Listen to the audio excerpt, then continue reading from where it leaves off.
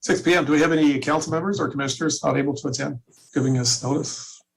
Nobody gave me notice that they weren't able to attend. Okay. Garcia. Yeah. Looks like the council is here. We have all the council present. Commissioners, 1, 2, 3. We're missing Eric Altman and Andrew Goff. Okay. Commissioner Golfing. I can try and fix that. Hold on. Now that I'm live, can you hear me? Yes. Yes. Yes. Coming in loud and clear. Anything. We can hear you Can you now. guys hear me? Yes. Yes. Okay. I can't hear you.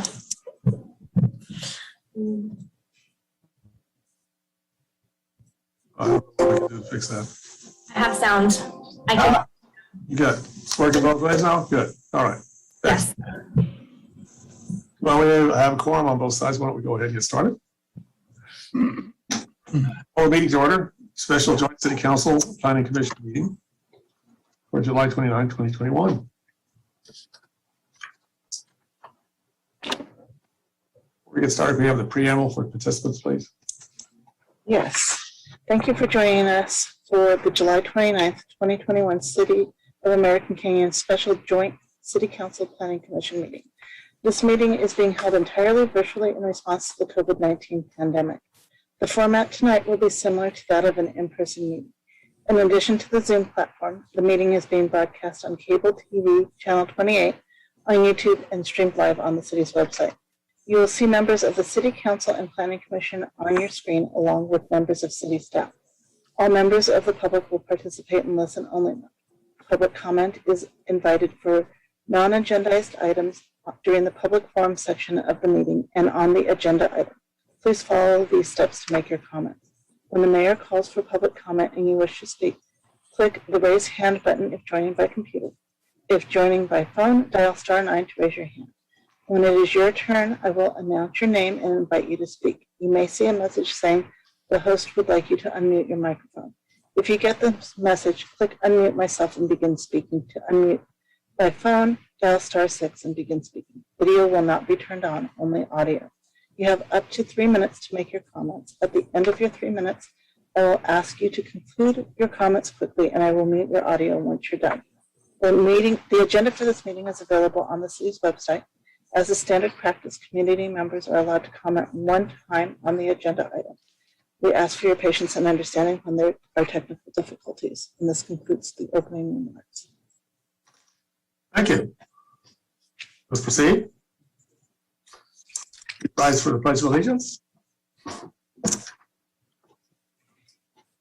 Pledge allegiance to the flag of the United States of America and to the republic for which it stands, one nation, under God, indivisible, with liberty and justice for all. Thank you.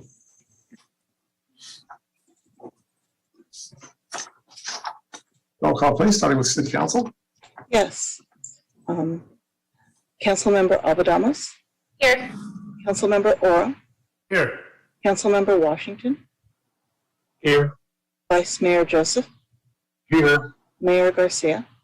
Here. Thank you. Now let's start the Planning Commission. Yes. Councilmember Altman, Present. Councilmember Goff is absent. Councilmember Wong, Here. Commissioner or Vice Chair Malari. That would be Commissioner. Commissioners, I apologize. Vice Chair Malari Here.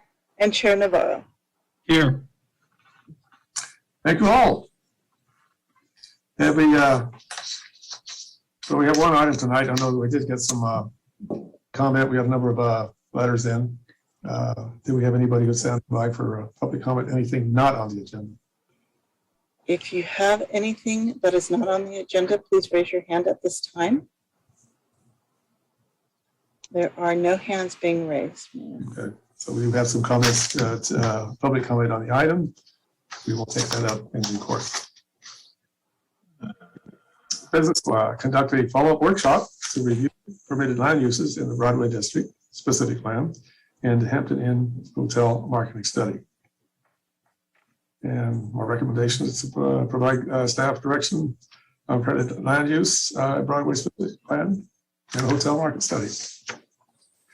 I should probably at this point disclose ex parte conversation. I received a telephone call from Manuel Treto, who represents the business interest in developing, I guess, the land for the Hampton Inn. And he just expressed his concerns about traffic and pedestrians in that intersection. That would be some of the conversation. Yeah, so I had a conversation with a local developer, Rick Hess, just getting his input on some of what he thought around of the project. I did receive an email today from also Napa Junction owner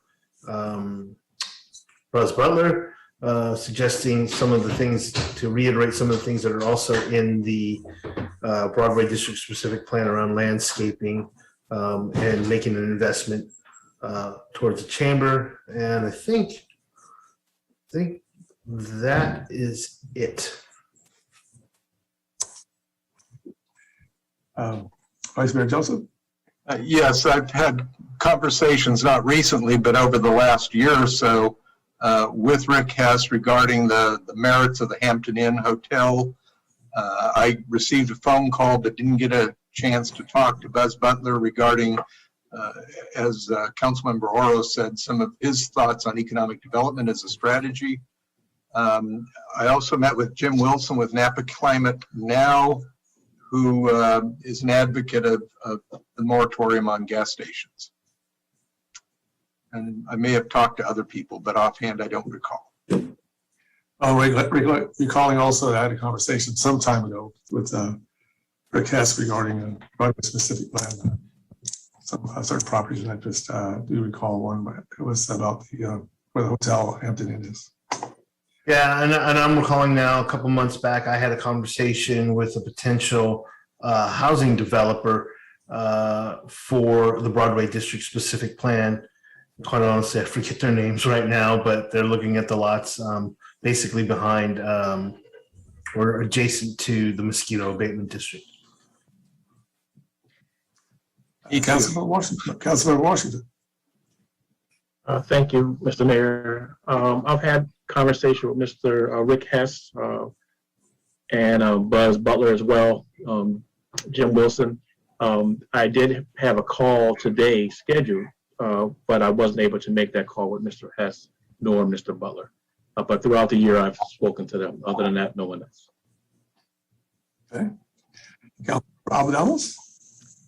Yeah, I spoke to Rick Hess a while ago. Nothing recent. It's been, like Mark said, within the last year or so regarding the Hampton Inn Hotel and his perspective. I did receive the email from Buzz Butler earlier today, but that was more Broadway District specific plan centric than Hampton Inn centric. And that's it. Any commissioner have any ex parte? Yes, Mr. Altman. Yes, thank you, Mr. Mayor. I also had a brief conversation with Rick Hess on Broadway District's specific plan in general, and he was expressing his feelings regarding the potential Hampton Inn project as well. And that's all for me. Okay. Commissioner Wong? Thank you. I also had a phone conversation with Mr. Hess. He shared his perspective about the Broadway District specific plan, as well as his thoughts on the Hampton Inn Hotel proposal. Okay. Vice Mayor Joseph, more to add? Yes, Councilmember Oro reminded me, I too met with or talked to the prospective developers of some affordable housing in the Broadway District specific plan. Although that seems to be more linked to the Oat Hill project, but physically it would be in the BDSP. Okay. Any other disclosures? Very good. So we took care of that. Now we'll continue into business. Okay. Staff report, please. Thank you, Mayor and Council and Chair. And Mr. Hall, before you begin, I was just looking at the attendees. It looks like Mr. Goff is in the attendees section. Is he still a commissioner? Yes, I just promoted him. Thank you for alerting me to that. Okay. And he may have an ex parte, so. Commissioner Goff, good evening, welcome. We're solving technical problems here. You have any ex parte conversation with any of the interest in the Broadway specific? Sorry for my tardiness. No, I have not spoken with Mr. Hess or Mr. Butler regarding this. Any other party with interest in that area? No. Very good, thank you. All right, I think, well, then we're all here and accounted for, and we've taken care of our publication on ex parte disclosures. So please proceed with staff report. Yeah, that's great, Mayor and Council. Thank you, Chair and Commissioners. Thank you for getting together again for a follow-up workshop to talk about the Broadway District Specific Plan. Community Development Director Brent Cooper has a presentation for you, but before we get into that presentation, I wanted to just lay the groundwork a little bit about, why are we meeting again? What's the purpose of tonight?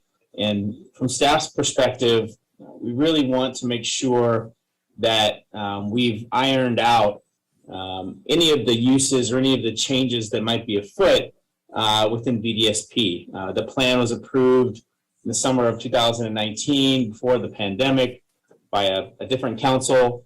And since that time, we've had a number of projects come forward. And we've also discovered an undercurrent of uses that are not really up to the council and to the commission's liking, namely around gas stations. And so the purpose of tonight is to really try and get to a place where staff understands everything that the commission and the council is really looking and feeling related to the Broadway District Specific Plan. Are there additional uses that may no longer be favorable? Additional uses like gas stations, but other uses besides gas stations that may no longer be favorable, or is that sort of undercurrent really limited to that specific type of use and its uniqueness? And so, we have a presentation for you to kind of go through, what are the permitted land uses within BDSP. I think you'll find it helpful to know it's not everything allowed everywhere. There are already limitations in the plan. Certain uses are allowed in certain areas. The prior plan had a much more wide open perspective on where the uses could go. So there was already some thought put into that, but staff routinely meets with property owners and developers and folks who are interested in investing in American Canyon. And they like the Broadway District Specific Plan for a variety of reasons, and they recognize its value in setting the table for development. But if there are other potential land uses out there that are no longer viewed favorably, we don't want to be wasting anyone's time or steering investors the wrong way and encouraging them to invest in American Canyon in something that may no longer be favorable. So we want to touch some of these topics because we want to get them out in the open and to really determine, it seems pretty clear where the commission and council stand with gas stations, and that's proceeding under its own path under the moratorium.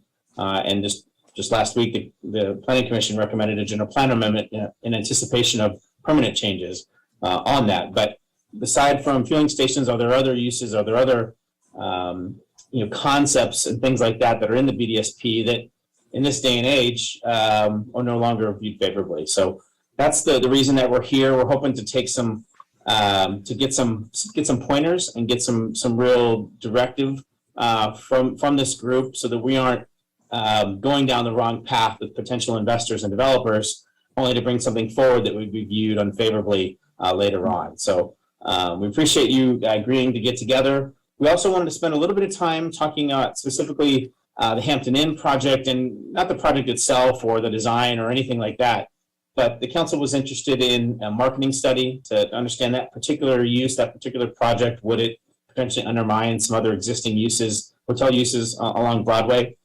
And there's some specific information that has been prepared by the developer and reviewed by Visit Napa Valley. And we want to share some of that information. We're not asking for action tonight, but we wanted to daylight it and the information in it because of the potential concerns around too many uses or too many hotel projects, that sort of thing, which in our mind generally fit the same concept here as we were talking about other land uses in Broadway District Specific Plan. So with that, I'll stop talking. I'll let Brent take over with the slideshow We also have Public Works Director Erica Smithies here for more of the technical questions, and myself and Brent will be moving on with the presentation. So thank you, and thanks again. Well, good evening, Mayor Garcia and City Council and Planning Commission Chair Navarro and Planning Commission. Really appreciate you taking time today to talk about the Broadway District. We all know just how important this study is, and really want to make sure that it remains current and relevant. And so I think this is a really great discussion that we started back in April, and looking forward to continuing that tonight. As the city manager mentioned, I do have a slideshow for you. And so I'm going to share my screen and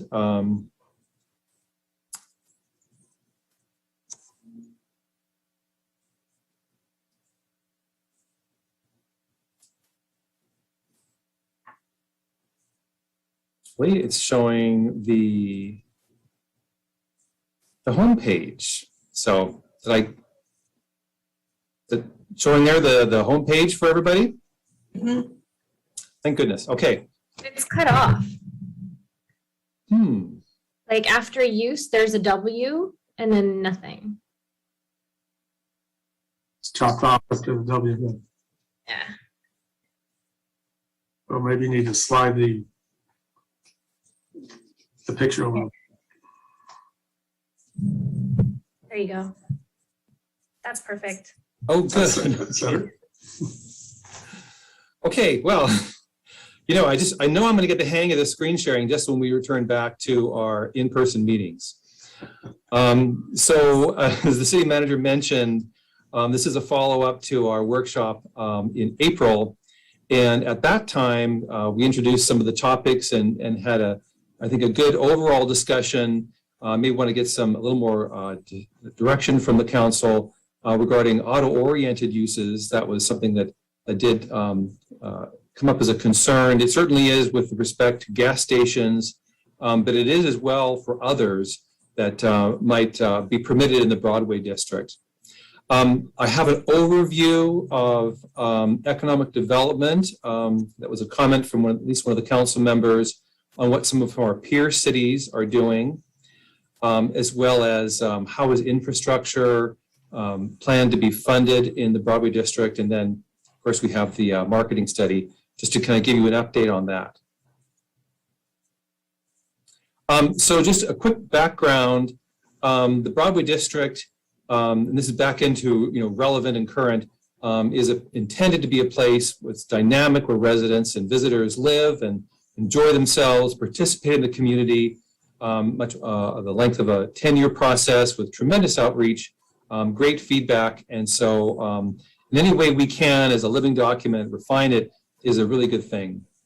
When we talk about some of the specific objectives, we have in particular, housing opportunities in the Broadway district, as well as economic development through streamlining Highway 29, a safer, more comfortable place for people to bike and walk and participate in our commercial center of town and the face of the city.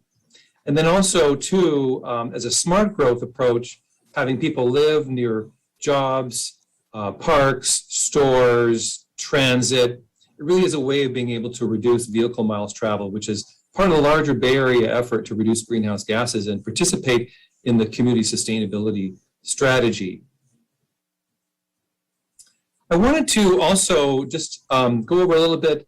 When we were early on in the Broadway district planning stage, we were looking at, where is the area where we should emphasize our efforts? Because not the whole area does need work. We do have a lot of very new development. It's working very well. It's not likely to change. And so those areas are shown in pink. The blue areas are where there is really the biggest opportunity for change. And so the emphasis for the land uses that we're talking about tonight are new zoning districts that were intended to help facilitate change in largely these blue areas. The one area that would be an exception, because most of them are already built out, would be the area by Walgreens where we had a gas station application. There is room there for some development. But for the most part, we're going to see most of the change in the Broadway district in these sort of blue areas here. And so we have now a zoning map that reflects some of those changes. We have existing zoning and the new zoning, and in a more, I would say, a more complex tapestry of land uses than kind of more of a monoculture that existed before. City manager mentioned that the earlier zoning kind of allowed a lot of uses in most places. And so the Broadway district still allows most of those same uses, but in fewer locations. And so I think that maybe where we get back to what's relevant today, perhaps there are some uses that were in the old plan that have maybe reduced location places where it's allowed, that maybe we don't want at all. And the gas station would be one of them, but perhaps there's others. And I'm going to go through some of those potential land uses for you tonight, and we can talk about that. So when we talk about what is an auto-oriented use, I think it's important to define that, because at some level, everything is accessible by an automobile. So I think it needs a working definition. And so I've even refined it a bit from the staff report in this slide. When we talk about the automobile being kind of preeminent, would be something where it's an auto-oriented use. And so it would be something where the use is sort of more of an importance over pedestrian and bicycle convenience, highway aesthetics, that is our front door to the city. So looking at parking lots and the such is not really the great way to present the city from urban design point of view. And the use is one that has a limited attraction to pedestrians. So I've got a picture here of a drive-through lane. You won't normally see people and pedestrians in a drive-through lane. So I don't know if I was the person there. Anyway, and that's kind of where I'll start. The drive-through lane by itself isn't really a use. It's often paired with something else. You just don't see a lane by itself. Most commonly, we associate them with fast food restaurants, but with Starbucks is one old zoning before Broadway district. Just about everything was allowed everywhere. It's not allowed everywhere. So in the new Broadway district plan, I wanted to point out that drive-through lanes are not permitted in the business park and it is allowed in the business park and the local serving mixed use, but it is not allowed in the downtown core, residential areas, and home improvement. So there are some places where it is allowed and some places where it's not. So another use that pretty much is focused on the automobile would be a car wash and auto repair. And so, those are not places that pedestrians tend to go to. You take a car to have it worked on or cleaned. And so those are, I think most would agree, would be an auto-oriented use. It is conditionally permitted in the home improvement district only, and it's prohibited elsewhere in the Broadway district. So it's a very limited location where those two uses would be permitted. Of course, gas station, we've talked about that on several meetings. It's prohibited right now through an urgency ordinance. And so it too is prohibited today in the residential and downtown core, but allowed elsewhere in the Broadway district. A recycling collection center. We have one behind the Broadway market today. It's kind of a small, almost kind of a very sort of incidental use. But if you look at the zoning, which is good to do, could be something a little more significant. I have a picture here of a company that has sort of these prefabricated buildings they like to put on property and have recycling. That too could be considered auto-oriented because you don't get very many pedestrians bringing their recyclable materials to a center like that. They're bulky, and so you probably want to bring them in your car. And they're also not very aesthetic either. It is not permitted in the Broadway residential, business park, and downtown core, but In the more limited areas like local serving mixed use and home improvement, it's something that is permitted. A quick serve restaurant, I think we associate them mostly with fast food restaurants with drive-throughs, but quick serve is really kind of, there isn't a waiter or waitress, wait person that will come by and serve you. Oh, I'm sorry. I didn't know. And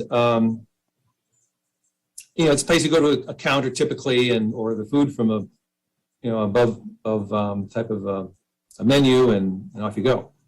And so it's permitted in just about every district in the Broadway district except for residential.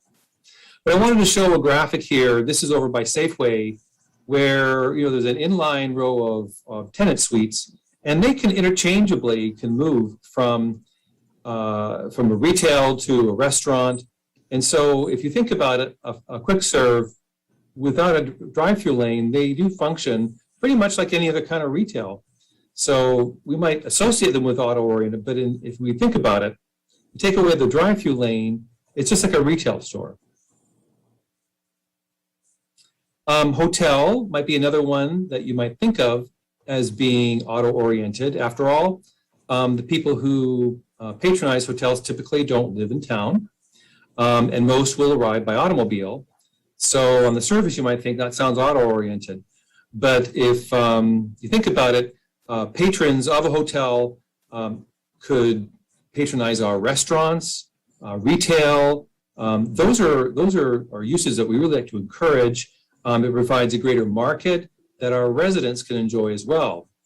And so here's an example of the hotel here at Napa Junction, right next door to restaurants and retail.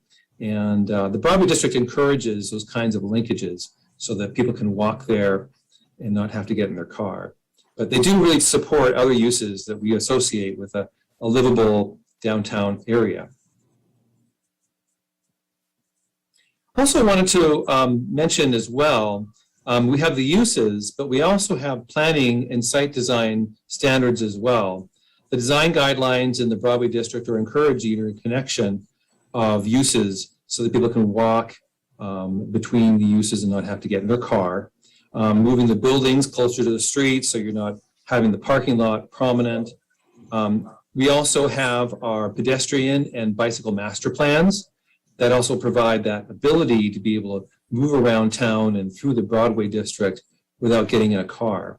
And so those are, I think, important tools as well to help keep in mind as we site plan each of these new developments in the Broadway District. Wanted to move on here to economic development. And so just kind of touch on an overview. The City of American Canyon, if we think about it, our goal that we've been striving for is to help provide efficient governmental services so that the private sector can do what they do with minimal inconvenience on our part, ensuring that the public safety and welfare is fulfilled, but we do it efficiently. And so some of the big efforts that we've accomplished would be our specific plans for Watson Ranch, Broadway District with their program and environmental impact reports. We'll streamline our development review. If you look at what is rated as business-friendly cities, oftentimes they'll tout the online permit acceptance capability, and that's something that the city has put forward in this last year with COVID that has really been, I think, very well received and makes the way that we're able to do our business and deliver service much easier.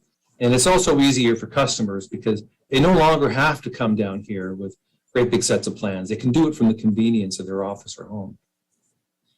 Because we know that we have a very sort of lean, flat organization that makes it very easy for anybody who wants to get in touch with somebody who can help make a decision or us to be able to communicate. It makes us very responsive.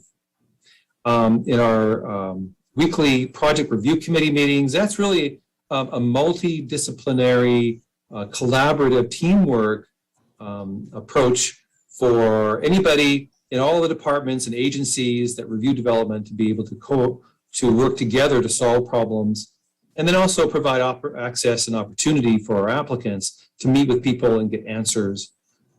We just had our meeting yesterday with a prospective developer of affordable housing in the Broadway district. So it's really something that enables us to have easy, quick access to information and collaboration. And then also, we really do find it important for our coordination with the city's Chamber of Commerce. The city makes a generous contribution each fiscal year. This year was $50,000.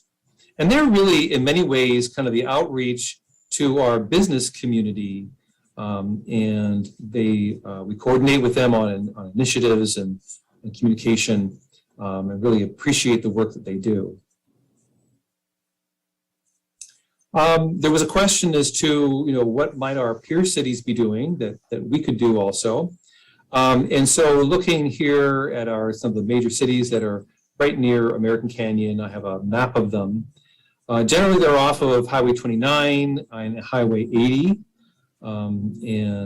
So I have them here so you can visually see where they are. We noticed that I have this graphic might be a little hard to read. The yellow or orange bars is the budgeted sum for economic development for each of these cities that I was able to determine from their budget. So I'm not promising I have the information 100% accurate, but I did the best I could with the information that was apparent to me. And I also have that here with each of the cities' population. So if you can see, some of the larger cities, not surprisingly, have more funds to spend on economic development activities than some of the smaller cities like Pinole, Hercules, Sassoon. Napa here seems to be an outlier, but of course that's a pretty important tourism city. I know they do a lot of coordination, with their downtown and marketing the city. So perhaps that's a reason why that one looks as big as it does. I haven't done extensive research, but I'm aware of, I believe, Vallejo, Fairfield, Vacaville, and Napa, perhaps also Benicia, one time had redevelopment agencies. And that was dissolved by the governor a number of years ago. But what happened is a lot of these cities have properties that they manage. And so they have these successive agencies that itself has revenue that it can often be used for economic development. American Canyon, as we know, does not have a redevelopment agency. And so some of the other cities might have access to resources that just aren't available to us. But I think it's maybe intuitive that you have larger cities with bigger budgets on economic development. If we were to sort of summarize what everybody is doing in kind of a very general way, you do see a lot of emphasis on many of the things that we're doing here in American Canyon in the way of streamlining development, making sure our development fees are relevant, investing in the community, with infrastructure, streetscape improvements, others as well, parks, and you have all the utilities. I know that I believe this building facade program, I think that's Vallejo might have that, or one of the cities mentioned that as something that they help fund. I think everybody coordinates with their Chamber of Commerce. It just makes a lot of sense, and with business groups. Other emphasis is business retention and targeted business attraction. Those are maybe more specialized efforts that the larger cities can accomplish. Looking at catalyst sites, I know that's something that we look closely at with the Broadway district. And we're in touch with those property owners and trying to stay in touch with them and make sure that when they do come in with the development, that we're able to move that along efficiently. And I mentioned, the redevelopment successor agency on developments. It's just something that some of those other cities have that we don't. We talked a bit last time about the infrastructure needs in the Broadway district. I think it's no secret that Highway 29, as we see it today, is the same Highway 29 we saw 10 years ago and maybe longer than that. And I think we all acknowledge that And we all are unanimous in our goal that be improved and beautified. It's sort of day one kind of consensus. And so a lot of that, of course, being expensive and not in charge, of the city, but in fact being a Caltrans facility, we kind of understand how complicated that can be. And so the potential to have funding through Regional Measure 3 toll booth funds that were voted on is a possibility.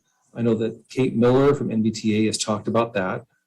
But also the PIT study that was at the council not too long ago is a study that is one Caltrans requires in order to qualify for federal funding, which is a source that hasn't been available before. And so those are some significant sources of funding that can really help the city both with congestion, but also beautification and safety, and will tremendously change the character visually, certainly, as well as make it safer and more convenient for pedestrian and bicycle access, which then itself is economic development, because investing in the community is something that gives the development community confidence that this city means what it says and is a place that is improving itself and worthy of development, not to mention the amenities themselves being a benefit to the users of their project, whether it's a commercial development or whether it's residential. So those are very important things. The Broadway district does include parks. I know we had some workshops on that and we identified some potential sites. I did talk to Creighton today. Park fees is a major source of funding. And when the comprehensive general plan update is completed, then we'll be updating our park fees. And that will be a big help in being able to fund parks in the Broadway district. So that's kind of my overview on infrastructure.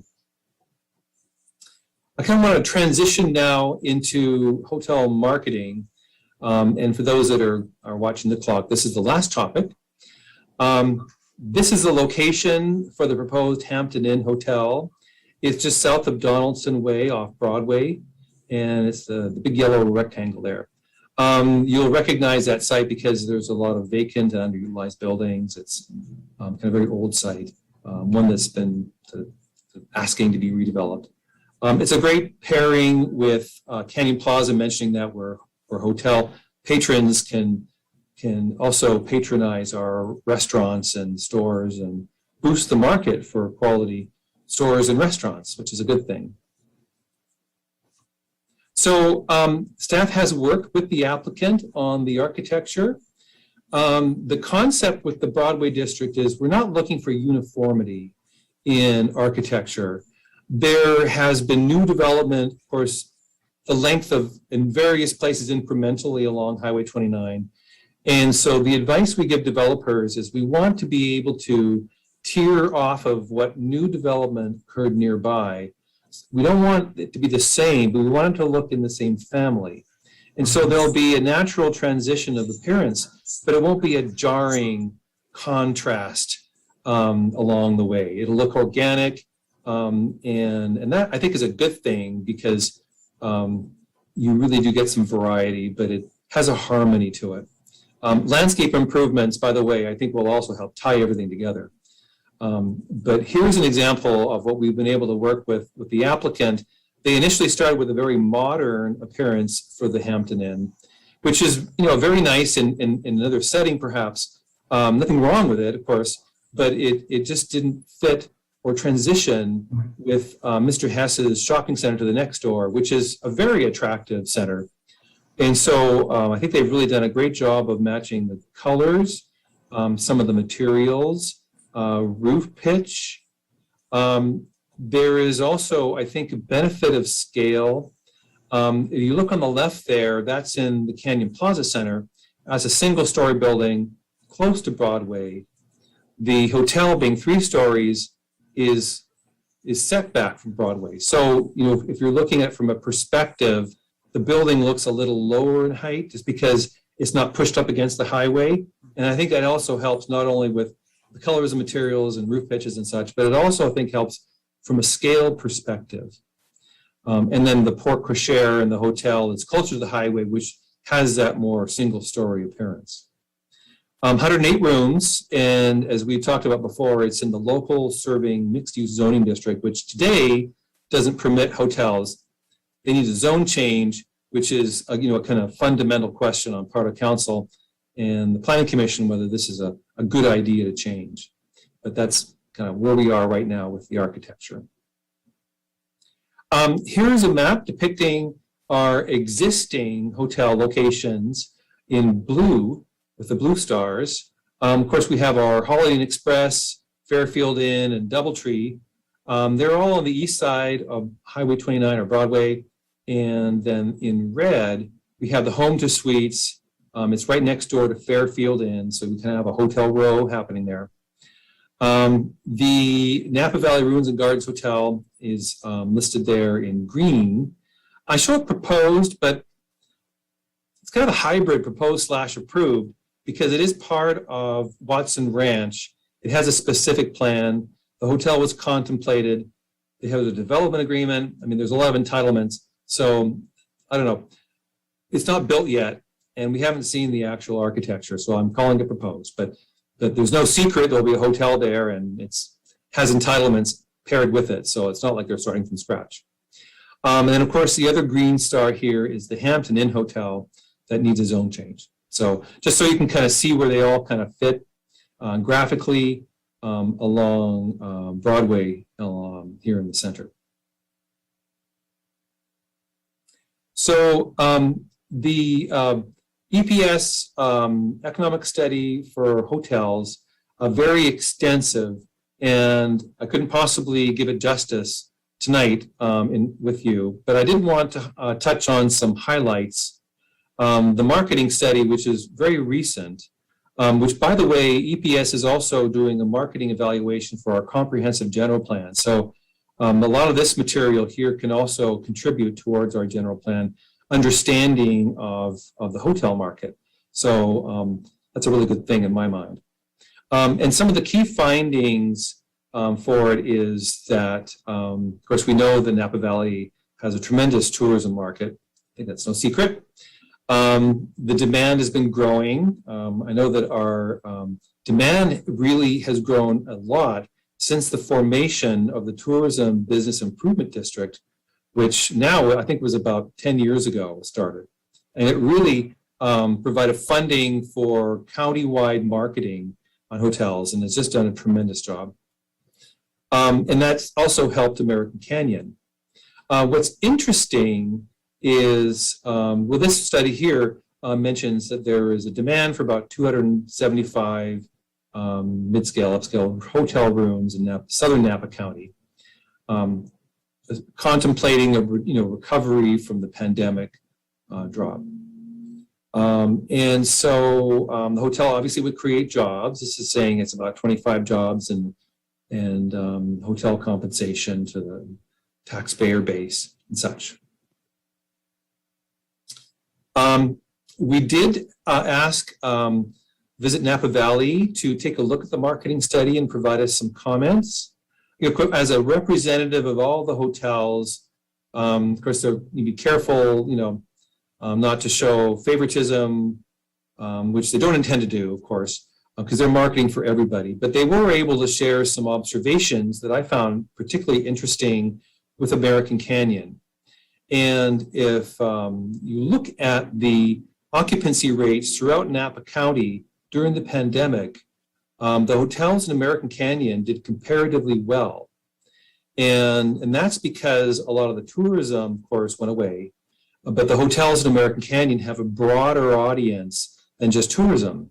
There's also other people who are here on business and such. And there was a lot of essential worker or per diem workers, that are limited to how much budget they have. It's a great choice to come here because they get a great hotel room at a better rate than you might get in a more tourism-oriented North County location. And so in the perspective, as I understand it, explained to me from Visit Napa Valley, is American Canyon perhaps is more resilient to ups and downs in the market because it has a broader appeal to workers, to visitors, not only to Napa Valley, but also to Infineon Raceway, to also Vallejo and theme parks there. And so there is a lot of demand here locally in South County. There is a hotel in the city of Napa called Cambria that's nearing completion, but a lot of the other hotels that were in the EPS study in the estimation might actually lag because of the tourism demand pickup. And that would leave an opening here for American Canyon. So she was very enthusiastic on the market potentially for hotels in American Canyon and felt there's a lot of room here. So that's good news. And with that, that's kind of my quick overview. And I'm glad to answer any questions you have. And we covered a lot of territory. So just look forward to hearing your conversation. Mr. Mayor, Robust conversation regarding the hotel proposal, but maybe I would suggest we break it down probably segments. Broadway specific plan can be broken into things, to be able to highlight what we're interested in. Question I had, when we look at land use, sometimes there's that little surprise that occurs. Think of Cafino, through coffee. Well, okay, what's that? Well, it happened to be an issue with the attire of the wait staff when we're serving coffee. We had to address that. That was, I don't think many of us expected that. But then we have to revisit things and sometimes fine tune it. Well, that we're going to be able to what are all the hidden issues out there with development that we don't know about? Well, they will surface when they do. But I think in a broader perspective, identify some general issues or just confirm what we already have. Is that Councilor Morrow? Yeah, Mr. Mayor, I just want to get a point of clarification for order here. Is this and this is to the staff who's running this, is this a free-for-all for comments in general, or are we commenting on certain things? How do you want us to go about this in an orderly fashion? Yeah, thank you, Councilmember Oro. Our primary focus tonight is to really flush out whether there are additional allowed land uses today that would be unfavorable. We don't have a sense that there are, but we want to make sure we're not missing something. To the extent we can get that conversation wrapped up with everyone's input, and there's still available time to talk about the marketing study and talk about ideas around economic development, certainly we can have those conversations. We wanted to be responsive to the questions and thoughts from the April meeting that you all had. But again, staff's primary focus tonight is to make sure if there are additional land uses in BDSP that are not favorable, let's get those flushed out. Let's decide whether we're talking about limiting them altogether, limiting them, the numbers, or eliminating them altogether, et cetera. Because we, like I said, really meet with private capital developers, and we don't want to be steering them in the wrong direction. Okay, thank you. Can I continue to have the floor, Mr. Mayor? Hey, Yeah. continue. So that premise in itself gives me pause. I understand that there's some things that we don't want, but I think a better question is, what can we do to get more favorable projects and investment to the city? And I think we need to answer that. And I think in a lot of ways that is about flexibility, meaning there are some obvious rigors and, parameters that we put in the BDSP because it's been discussed publicly. But I think we ought to be looking at things that give us a little bit more flexibility if something comes along that is very attractive. Or that has a possibility of being discussed and moved forward. The Hampton Inn, and I'm not voting in any favor or any way, but it is a great example of this. It is, as you look at the rendering, by the way, which looks awesome, they did a really good job on that, and it's a good transition for that corner, that property, that area. That's a perfect example of giving the planning commission, the city council, and staff flexibility for that. And I don't know if that's sort of a BDSB specific plan amendment where we allow for more flexibility while keeping some things on the, keeping parameters still up. But I think that's what we need, right? Because I fear that something like a Hampton Inn, if it comes in now, when will it come in later? Are we here a decade later looking at the same thing? When the whole idea and the whole intent of the BDSP was to get this going, to accelerate investment, to move forward with the projects, to do the big things that we've always wanted to do, which is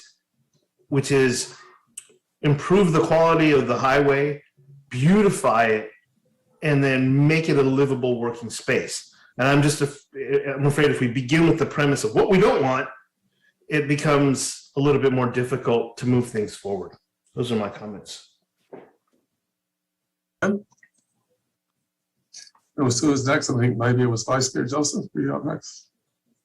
Yes, thank you for the presentation. And I agree to some extent with Councilmember Oro. We probably should focus on what we do want versus what we don't want, because the more you focus on what we don't want, the more people will say, okay, this town just doesn't want anything, and they'll move on. So, from my perspective, I would like to see things that we know we can probably support. And I'm reminded of Commissioner Altman's comments at the last meeting where he identified, and I don't think I have them all, but food, restaurant type uses, services, medical care, entertainment, particularly family oriented entertainment. I think those are some good general standards to focus on. And if we say those are the kinds of businesses and services that we really want to encourage, maybe we do a little bit of our own, land use development and say, okay, which intersection, what areas would do well for these types of businesses and services? For example, maybe a signalized intersection might be good for a specialty grocery store. Maybe we do a little bit of investment in our own selves and figure out we've got 2 grocery stores. Are we big enough to support a third, maybe more of a specialty grocery store? And if we are, what would be the area that an investor would want? And it's probably a signalized intersection. And we only have so many of those, so that we can almost be a little more microeconomic development oriented by identifying certain areas in which we would like to target a specific type of development, and that maybe we go out and aggressively and affirmatively try to recruit something, or work with the chamber, or work with local developers to recruit certain types of businesses. We might be able to work with the Walmart shopping center by analyzing their parking space needs, because maybe we can free up enough parking spaces to create a building pad near the frontage there, primarily from an aesthetics point of view. As Director Cooper pointed out, a sea of parking spaces is nowhere near as appealing as maybe a retail building pad or 2 that breaks that up. So I guess from my perspective, we should be looking at the types of businesses we think we can support and that we think would work well in the community, and that we kind of create a short list of things we want to go out and try to recruit and attract, because I think that gets us the most bang for our buck. I appreciate what we've done so far, getting a plan, getting an EIR approved, investing in the streamlining process. I think we can get some money for 29 corridor infrastructure. So I think we've got some things in play, but I also think we need to try to identify a short list of things we want to attract, and then figure out how we go out and reel them in. So those are my comments initially, and I'll hold off on some other points. Thank you. Well, I think basically where the conversation is pointing me toward right now is, what is our economic development plan? What expertise can we bring to bear on it? You're looking at specialty markets. We have two large consumer groups who are into specialty markets, Latino community and the Asian community. Well, on Many Drive right next door, you got two grocery stores that markets that specialize in the Latino community and two that specialize in the Asian community. What would be competitive? What could we do to position ourselves better for that?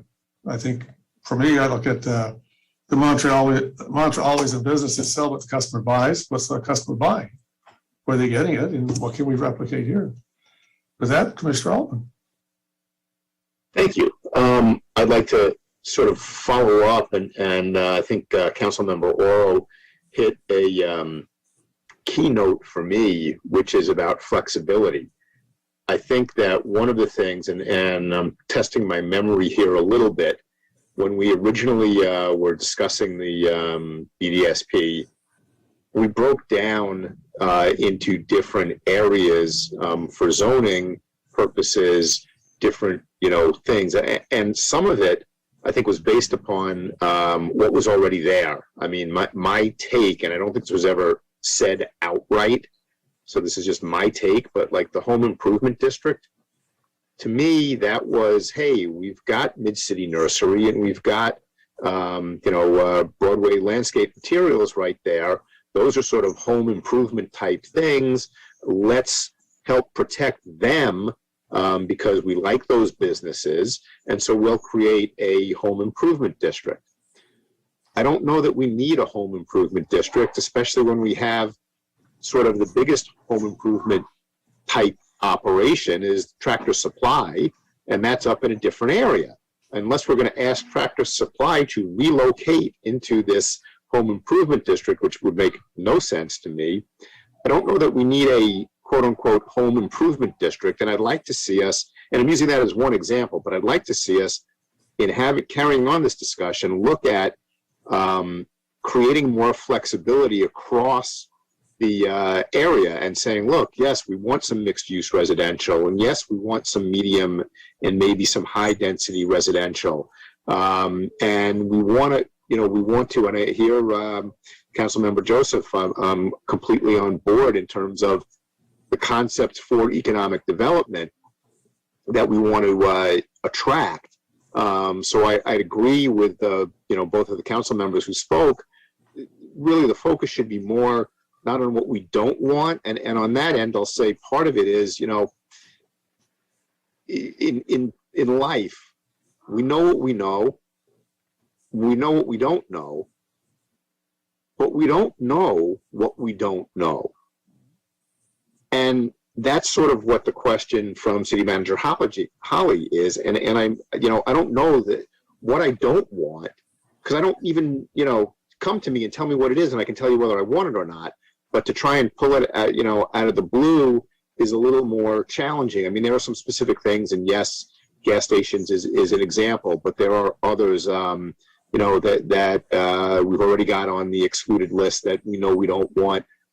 But once you sort of get beyond some of that stuff, I don't know what we don't want. I don't know what I don't want. But if you tell me what you're talking about, then I can tell you whether I like it or not. But I think that we really should focus more on creating more flexibility within the zoning and focusing on trying to attract the businesses that are likely in this day and age to have an interest in coming here. So that'll do it for me for now. Mayor, if you wouldn't mind me letting to just follow up on that. Not to be too vague, but one of the things that's on staff's mind relates, and we talked about it in the presentation, relates to quick serve restaurants and drive-through, right? If we receive a proposal tomorrow for a McDonald's or a Burger King, regular old McDonald's, Burger King with a drive-through, 3,000 square feet, whatever the normal pieces are, is that sort of thing going to be popular with the community? Is it going to be unpopular with the commission or council? It would take approval of a CUP for the drive-through aspect of it. Would it be a different flavor if it's Chick-fil-A, for example, or In-N-Out? Those are the things that are on our mind. We know recently there was some controversy in Napa around the Chick-fil-A proposed project there for completely different reasons, not related to use at all. But that's I think one of the more prominent things that are on staff's mind is if we end up with 2, 3, or 4 fast food restaurant type proposals, is that kind of thing, does that fit in the same box in y'all's mind and in the community's mind as gas stations? And Actually, we had that conversation. We had that conversation back when it was Taco Bell being proposed, and the feedback from the community was, well, we'll be with gas stations or gasoline alley. Now we're just fast food community.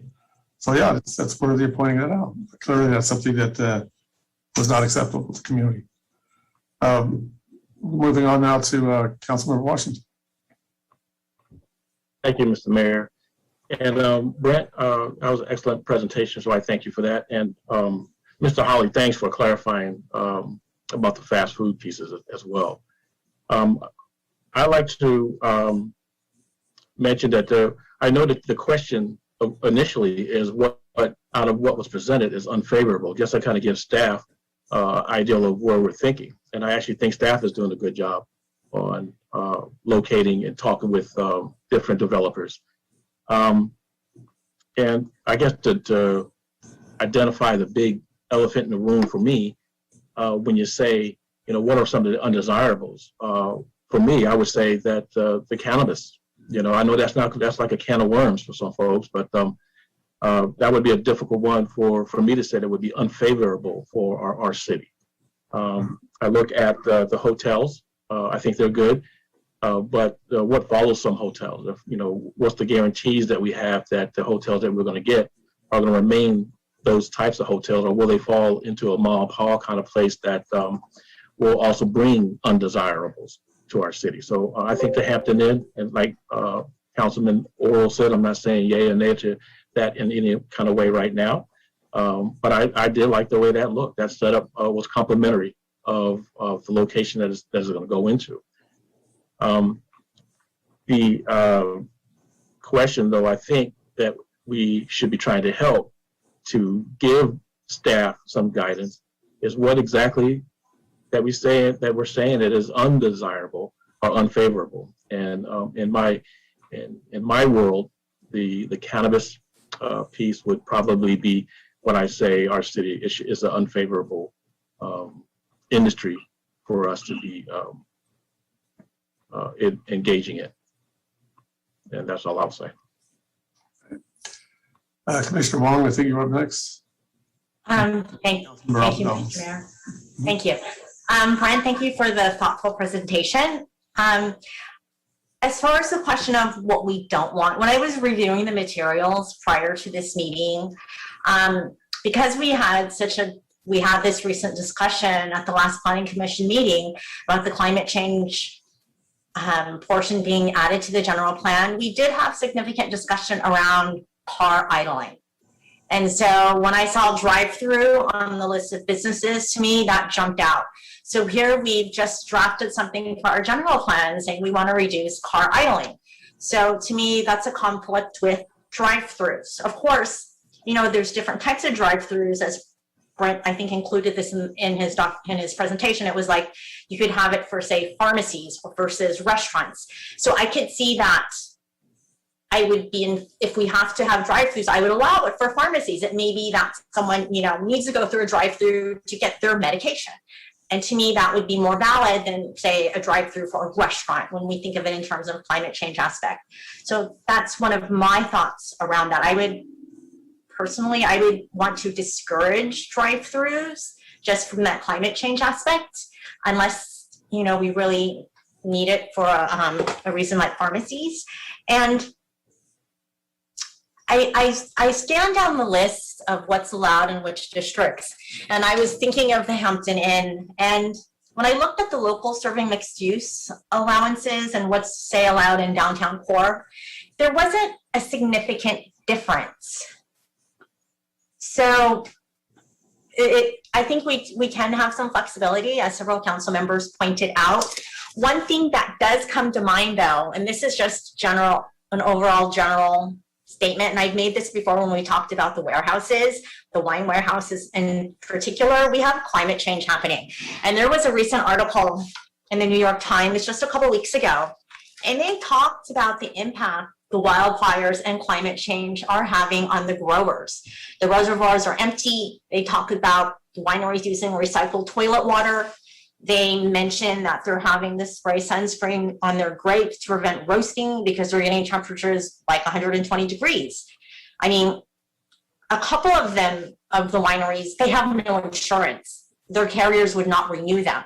One grower, he had to pay 5 times as much for his insurance coverage. It went from $200,000 to $1 million for only half the coverage. So it was a very grim outlook from those winemakers that were interviewed in this New York Times article. So my only concern, which is what I voiced when we talked about the Wine Warehouse review, is that we look at these businesses that we're allowing, and if they are so dependent on tourism, that I think we need to consider that as a factor. And that would just be my one thought at the moment. Thank you. Well, economically, we do seem to be more resilient and less dependent on tourism. Is affected by our economic impact throughout the county by the COVID. And that's fortunate, but that's good thought to consider. Councilmember Albanamos. Thank you, Mr. Mayor, and thank you, staff, for the presentation, and thank you, everyone, for your thoughtful feedback. I tend to agree with the rest of my council colleagues in terms of not discussing ad nauseum what we don't want to see. Like Councilmember Joseph said, the more that we eliminate, the less likely we're going to attract desirable businesses. I think what happened with the gas station is that it's not that we don't want any gas stations, it's that our tiny town all of a sudden has too many gas stations, and it had 3 more, whatever, coming up through the pipeline. And I think the Planning Commission realized that, hey, maybe this is not what the council wants, even though they're conditional use permits. And so they sent it up to the council and we had the conversation, and I think that was great. For me, the next one would be fast food restaurants. But then when we had our last conversation, Commissioner Goff mentioned that the people that he's consistently around would probably want more fast food restaurants. So I think it's very difficult not to take each application on a case-by-case basis. And I think we just need to be cautious of not flooding any one single market, right? So too many hotels in American Canyon. I think at the end of the day, nobody wants to see a business struggle and shut down and just be a vacant whatever, a vacant gas station, a vacant hotel, a vacant restaurant. None of us want to see that. And I think that's when we have to use our discretion, and the Planning Commission uses their discretion in approving or not approving permits. I think we're going to have to continue to take things on a case-by-case basis. Well, that's a good point with the fast food and takeout. So that's something we've all learned to and from a business sense, work better with is with restaurants. It's takeout, expand outside dining, outdoor dining for families. That was the opportunity presented by the pandemic. I think everybody know in town, their restaurant was minimally impacted, but largely a takeout sushi restaurant. But that's a model I think that works with fast food. If we're talking about drive-through fast food, well, to Minister's long issue, and I think what other folks here represented as well. Yeah, that's an issue that we came up with before as a community, didn't want it. And worked hard to get Taco Bell. Fortunately, they conceded and worked with us, and we got something that's more representative of what suits the city.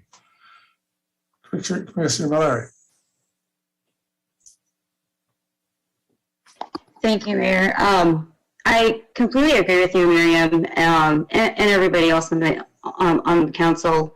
You know, one thing as a commissioner, right? We can say, okay, we're going to do these case by case. We're going to try to identify if the developer has prepared the application, proposed the I's, crossed the T's. I think that's where I stand. I'm not in favor of more gas stations. I'm not in favor of having numerous hotels in American Canyon. We're small. And just looking at the map that Brent had shown us, that, I mean, we're going to be that through traffic city. Is that what we want for American Canyon?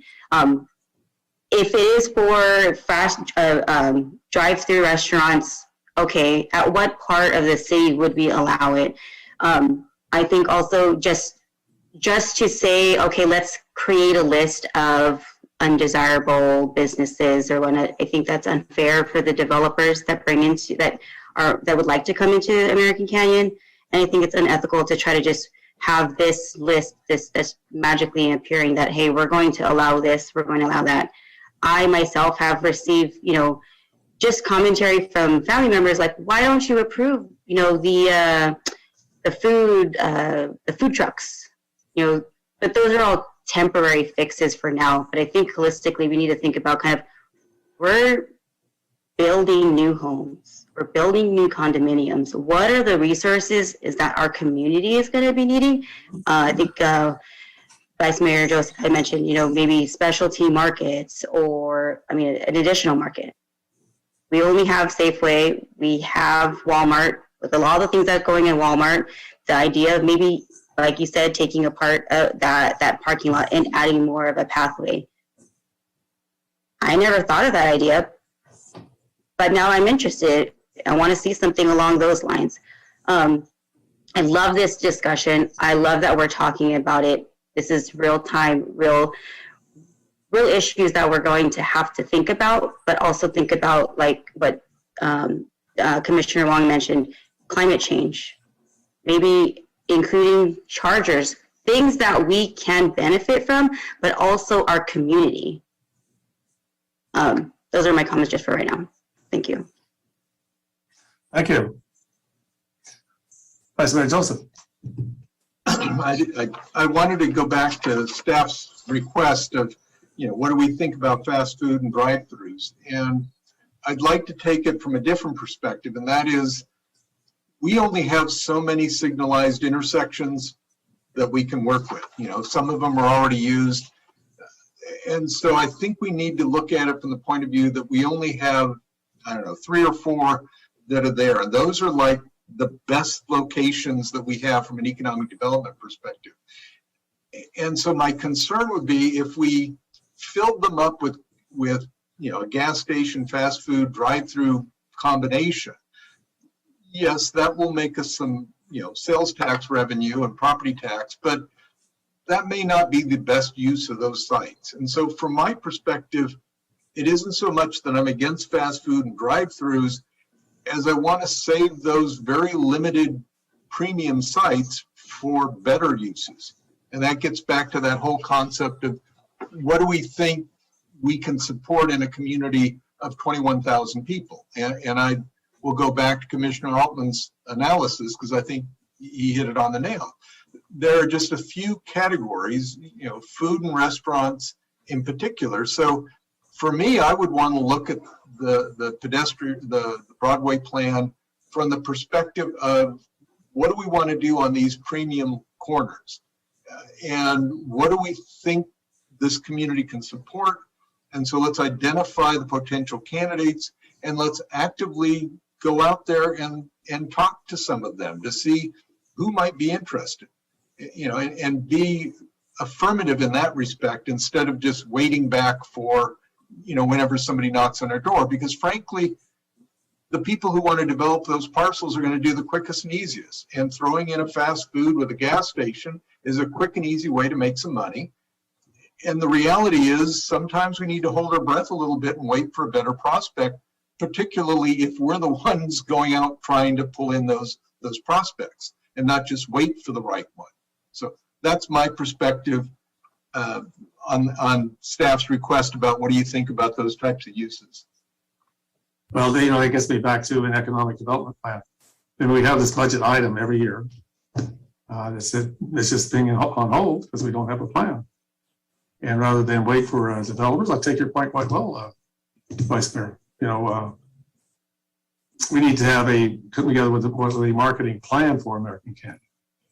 The advantage for us is the drive-through traffic and the tourists visiting, but it's also proximity to other employment in the Bay Area. not all the residents live here participate in the economy north of us. Many of them are in the Bay Area and west over towards Sacramento. So I think we look at what the local consumer wants in the area. What type of restaurant, what type of marketing, what type of land use. I mean, you know, beautifying the highway will draw a lot of people to want to stay and appreciate what we have, to relax for a while. And I know maybe I'm not getting any traction on an economic development plan, but seems you get to the expertise who can sell it better than we do. They have all the contacts. And that's what I would look for with that. Councilmember Oro, you're up next. Yeah, I agree with 80% of what Vice Mayor Joseph just said. The one thing I would just caution, though, is the notion of us bringing in those businesses as a council or as a commission.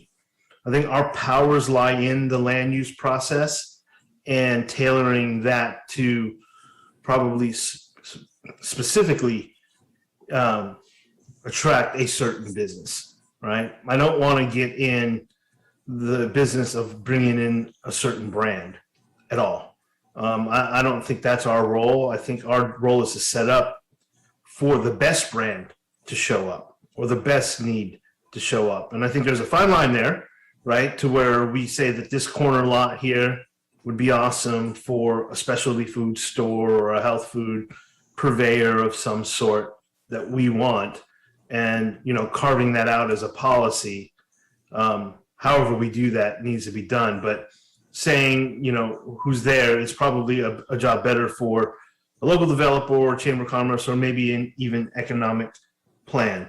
And just consider that, you know, let's shape up the land use, because that's our power and that's our right for that as well.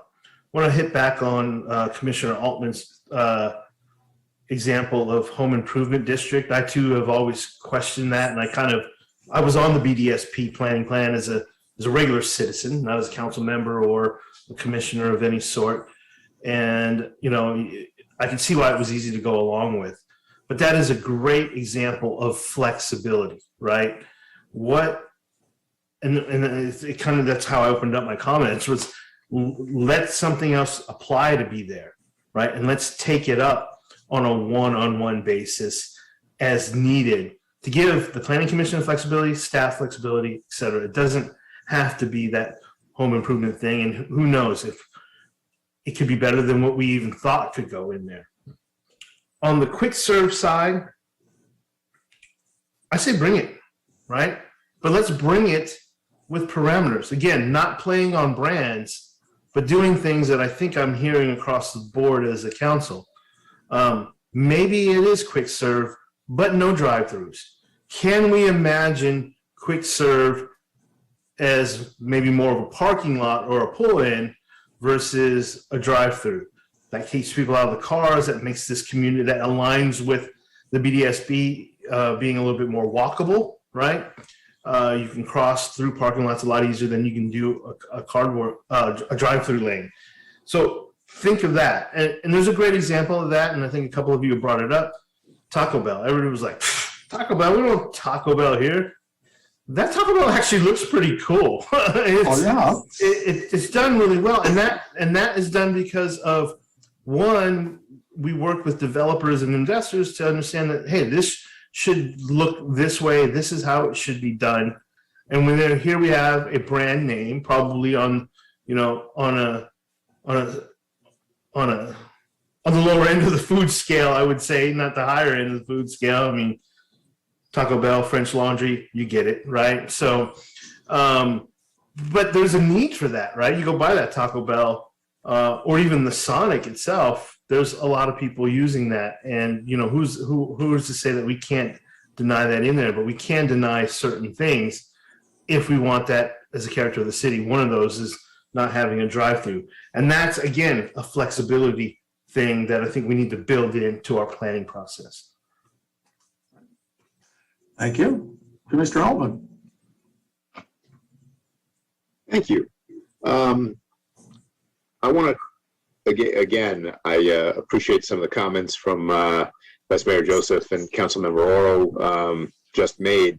And I wanted to just say, I mean, we are kind of, and Mr. Mayor, you've talked about an economic development plan.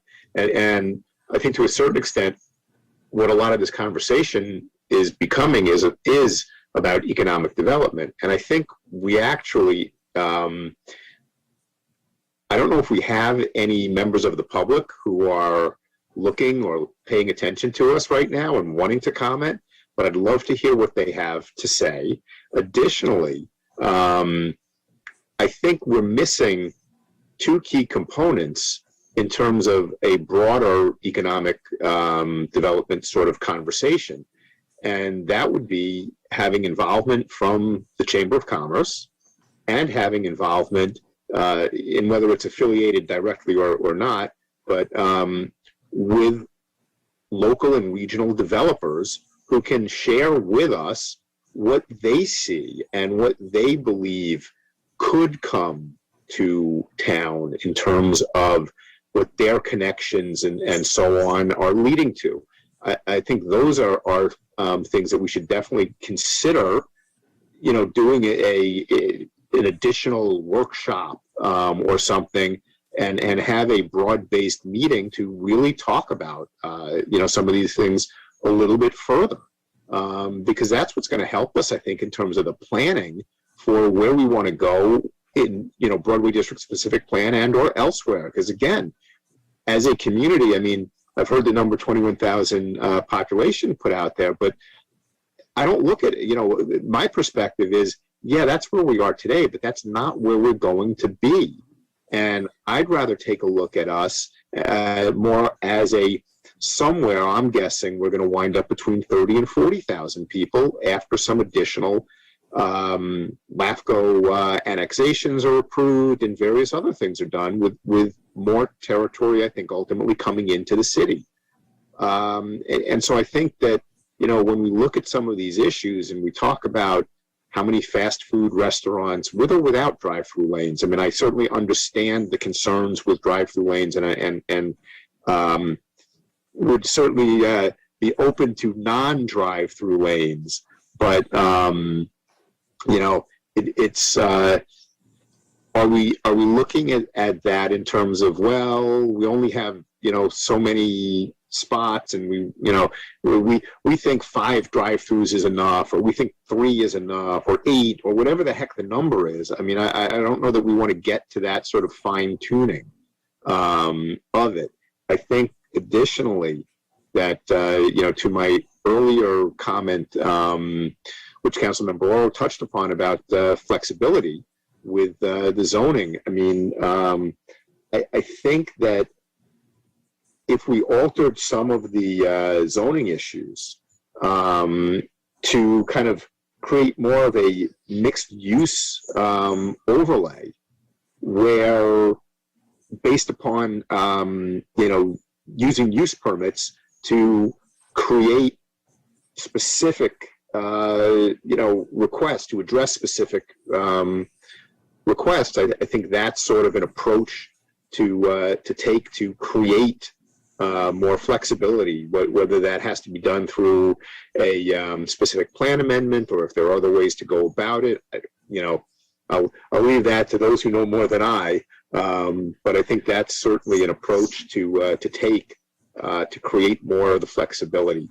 So again, I hope that this is some additional things to think about. Thank you. Thank you. Do any members of the public with us this evening? Yes, we have several members of the public and lots of people raising their hands. Okay, very good.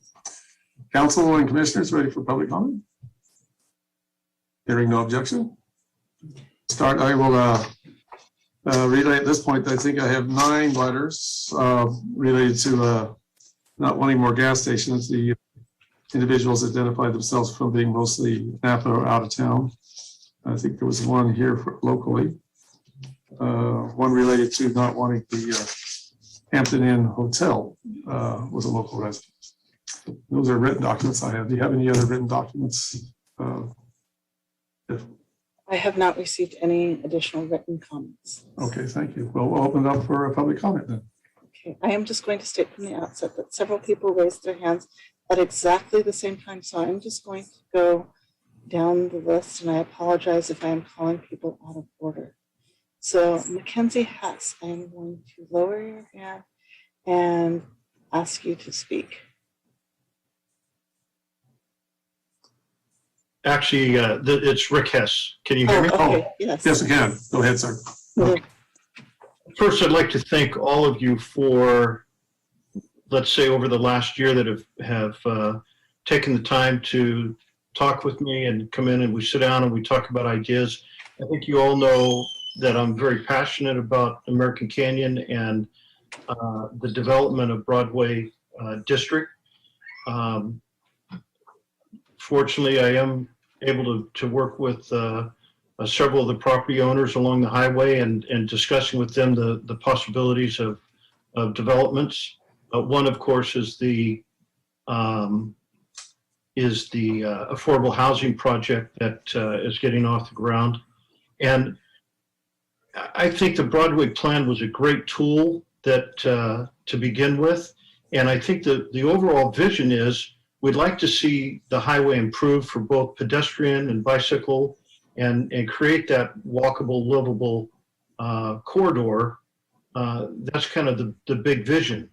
When it comes down to the individual uses on property, what hasn't been discussed tonight is when you look at all of these properties, not from a 10,000 foot view, but down at ground level, and you look at, we have an earthquake fault line that goes through multiple properties, certainly on the west side of Highway 29, that, all the way from, American Canyon Road all the way to Napa Junction. Well, those are constraints on some of these properties. Then we also have properties like the Hampton Inn. It's a very narrow property and local serving. We're not going to get commercial uses on that property. So then you look at, okay, what is the highest and best use for that particular property? And from my perspective, I think a hotel is absolutely ideal. I've agreed and have worked with the developer of that to provide access from their property through mine between the buildings. So to have that connectivity that the Broadway plan calls for and that Brent referred to, I think that's a great example of how we can develop these properties. So as a developer, a lot of talk has been about economic development. Well, the reality I've been saying for the last 10 years, we don't need more commercial buildings. We need a bigger population. Well, now that Watson Ranch is approved and Oat Hill is coming on and some of these other projects, we're going to get the population that will support the businesses that we have here. Economic development will be driven by demand. And the more population we get, there'll be a higher demand for more goods and services and those types of businesses, which then will give incentive to the developers to identify properties that will fit, that they can build those commercial buildings on and fit those needs. Likewise, housing, to take a half-acre parcel and say, okay, we're gonna build housing, it just doesn't work. A developer would have to acquire multiple properties and string several properties together, which we're at the mercy of those landowners, whether they want to sell or not sell. So if we provide flexibility, the developers will build what there's a demand for. You're all correct in the hard corner, which is realistically Donaldson Way is kind of the only undeveloped hard corner that we have. And that's where you're going to get, whether it be another supermarket or a fast food type restaurant. I agree with what you're saying that, we need to make sure that we preserve those for the types of business that we want. But unfortunately, if you look at the southeast corner of Donaldson Way, it's a very narrow, long property. And I know that there's been a preliminary application for a Burger King.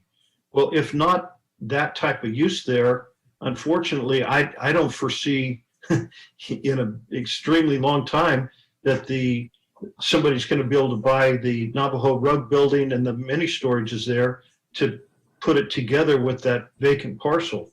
So we have to be realistic when we're looking at the types of businesses and where they go. I think a fast food on that corner is probably an appropriate use, just like the hotel on that particular property, because of its narrowness and not much highway frontage for the Hampton Inn. That's an appropriate use.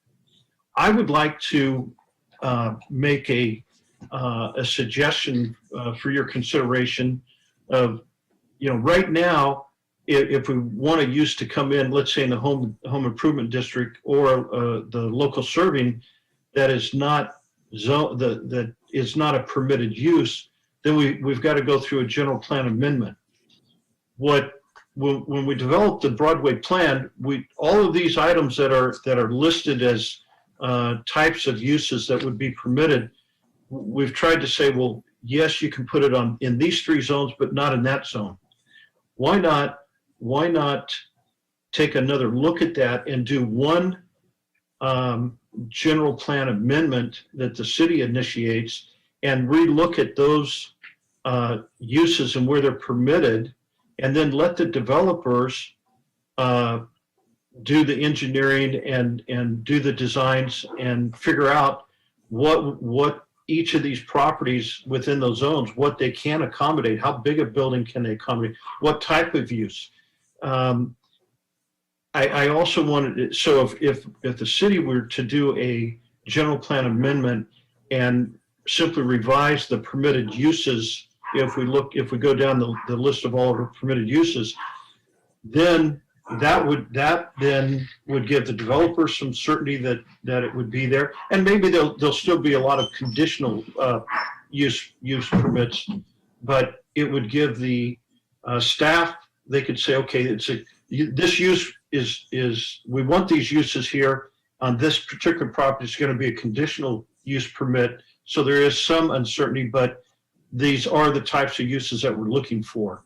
Mr. Hess, please wrap up your comments. Okay, so I would just ask for your consideration to maybe do one general plan amendment and not have multiple projects come in and require the general plan amendment.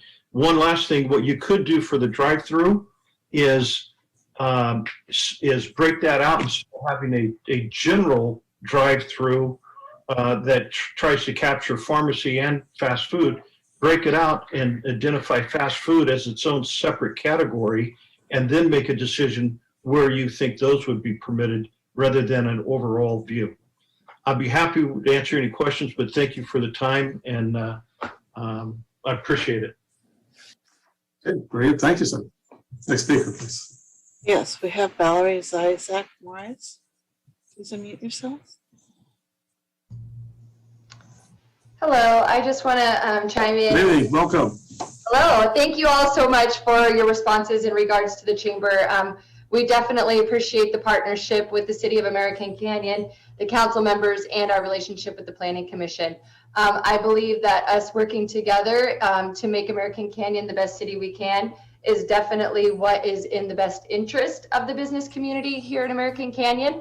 So with that said, I am flattered that you see that economic development is a role that the Chamber of Commerce could take part in. We currently run an economic business development committee, which we do have 2 of our council members on, and we are always looking for other members to join. That committee is still something that I would say is in the works of being something that is actually driving economic development into American Canyon, but I think the more people we could get to participate in that committee, and if we all work together, it could be something that could be very successful for American Canyon. I also believe that economic retention is just as important as development, making sure that the businesses that are here are happy and are thriving and are getting their business needs met is very important. And as the Chamber CEO, I do hear a lot of requests and needs from different businesses. So I think not only focusing on what needs to come in, but focusing on how we can maintain the current business that exists in American Canyon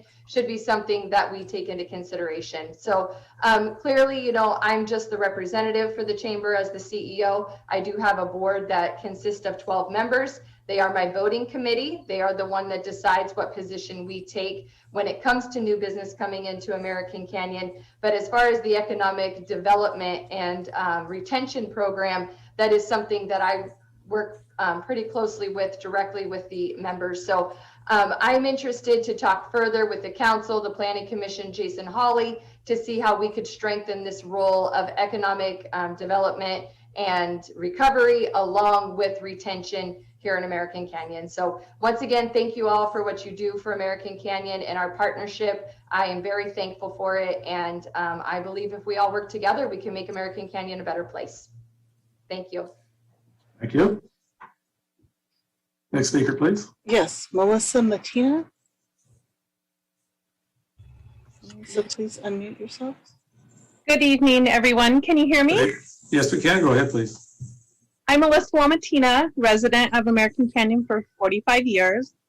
And I'm just frustrated with the non-movement on the 29 corridor. I would really like to see no more gas stations, no more hotels, and no more fast foods. When I talk to people, I would really hope that we could get like a steakhouse where people with a lower to middle income could go with their families and have a meal. Also, I think it would be beneficial if we could get a kayak ramp to the Napa River and maybe a kayak rental company could come. Same with the bike paths, a bike rental company could come in, things like that. I do think we need to be way more flexible and look at mixed zoning for our 29 corridor. I also think we need something for our 20 to 30-year-olds. My kids are mid-20s to 30s, and they don't like doing much in our town because it closes down early.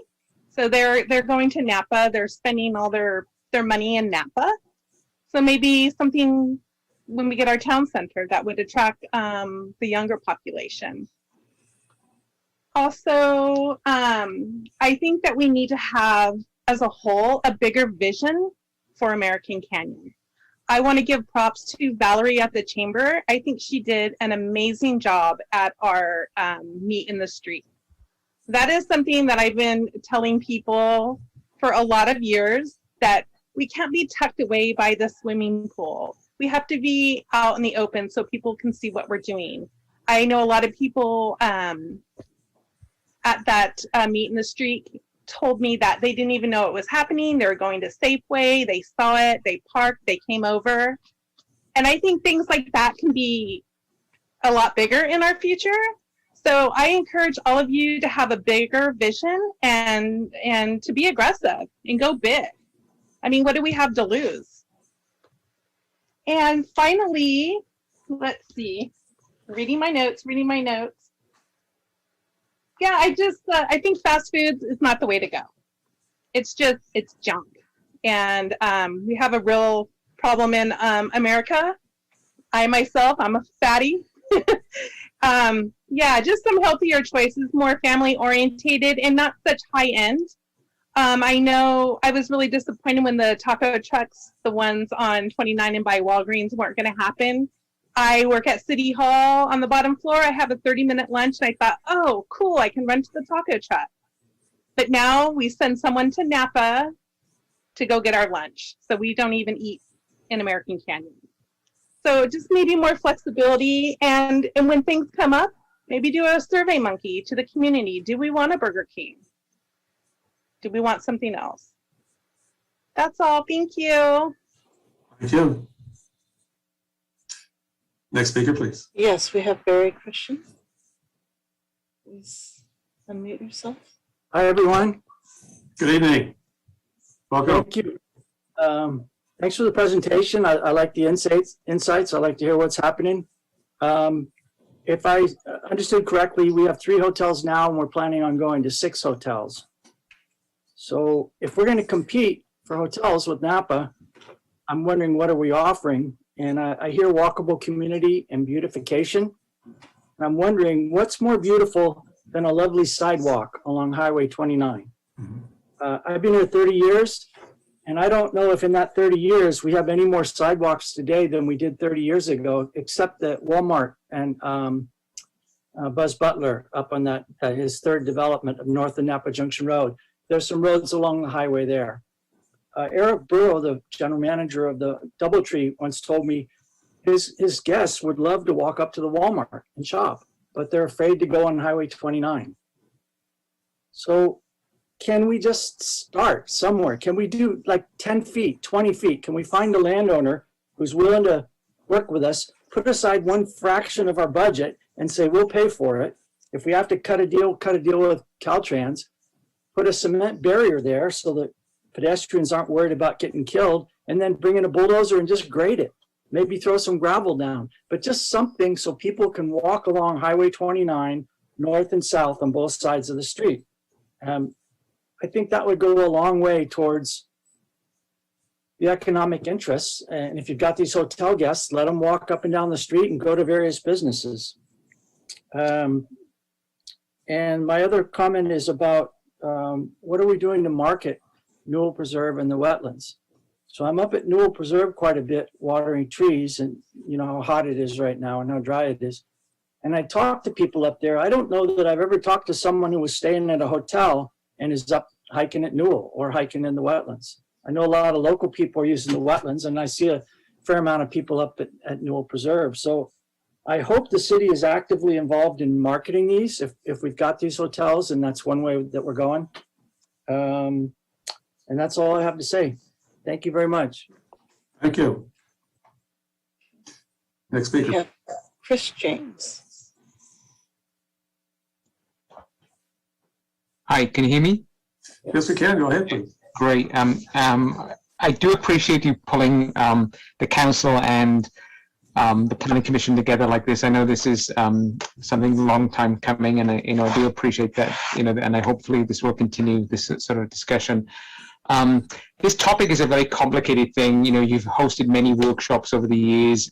Formulating the Broadway District specific plan.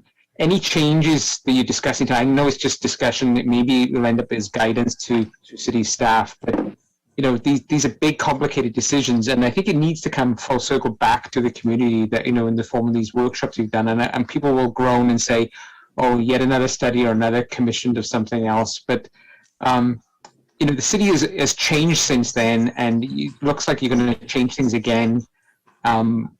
I know that there's been pushback on the gas stations. I'm definitely opposed to any new gas stations in the city. I also not particularly happy about, more fast food restaurants along the corridor. It just encourages just people to hit and run and continue up the valley. I personally like to see, more beautification on Highway 29. I know the city doesn't control a lot of that, but it's, Barry mentioned it, the connectivity to these businesses and the hotels is key, right? You need walkability rather than people getting in the car and just, if they get in the car to drive down the block, they'll drive out of town, right? And in talking about access to these hotels, some of the hotels have direct access to the Highway 29, which is a problem. This new hotel, I think the only access is off 29. I thought we were going to kind of, restrict that, businesses having direct access of 29. So I don't know how they're going to get in there. And, there's nothing stopping a developer buying additional property around that property, right? I'm not opposed to the hotel being there, but, there's other lots, other businesses to the north of there that potentially, and houses that get bought up. And that lot could become much bigger, and something much bigger could go in there, like a Whole Foods. I know we'll never get a Whole Foods, but who knows, right? And with regard to the number of hotels, we're saying the competition is up Valley hotels, and then happen. But this hotel's being built in Vallejo right now, right on our border of Mini Drive, right behind the new dialysis center. There's a new hotel going there. So our competition is actually at the south of us. That's where people are going to go, and they'll just cross over the street. There's businesses and restaurants right there, and our shopping center right there. So that's, so our competition is not only to the north, but to the south of us. And I can't fail to mention, safe streets, right? So we've got schools on both sides of the city. People are crossing in these intersections. We're going to make them more complicated. If you've got gas stations or busy businesses like, drive-throughs on these intersections, then, we're again encouraging fast traffic and so I'm all for safe streets and safe paths to schools for our children, etc. So I think we need to, circling back around, we need to think carefully of what we're going to do here and what changes we're going to make. And we need more input than just this one meeting, I think, from the public. And we need to do more outreach on this. Okay, thank you so much. Thank you. Next speaker, please. Yes, Mark Tompkins. Mr. Tompkins, please unmute yourself. Mark Tompkins, please unmute yourself. I've asked you to unmute. Unmute. Hello? Yes, we can hear you. Go ahead, please. Kenneth Leary. I'm sorry, that is the name that I use at Samuel Merritt, so it keeps coming back up. No, it sounds just like Ken Leary. Yes, well, it is Kenneth Leary, public member, LAPCO. I want to thank you, Mayor, Council, Planning Commission, and staff for putting this on. The conversation is very robust. Great conversation. Everyone who spoke, I can't disagree with almost anything. But I want to frame this in a framework because I think that's what basically is the point.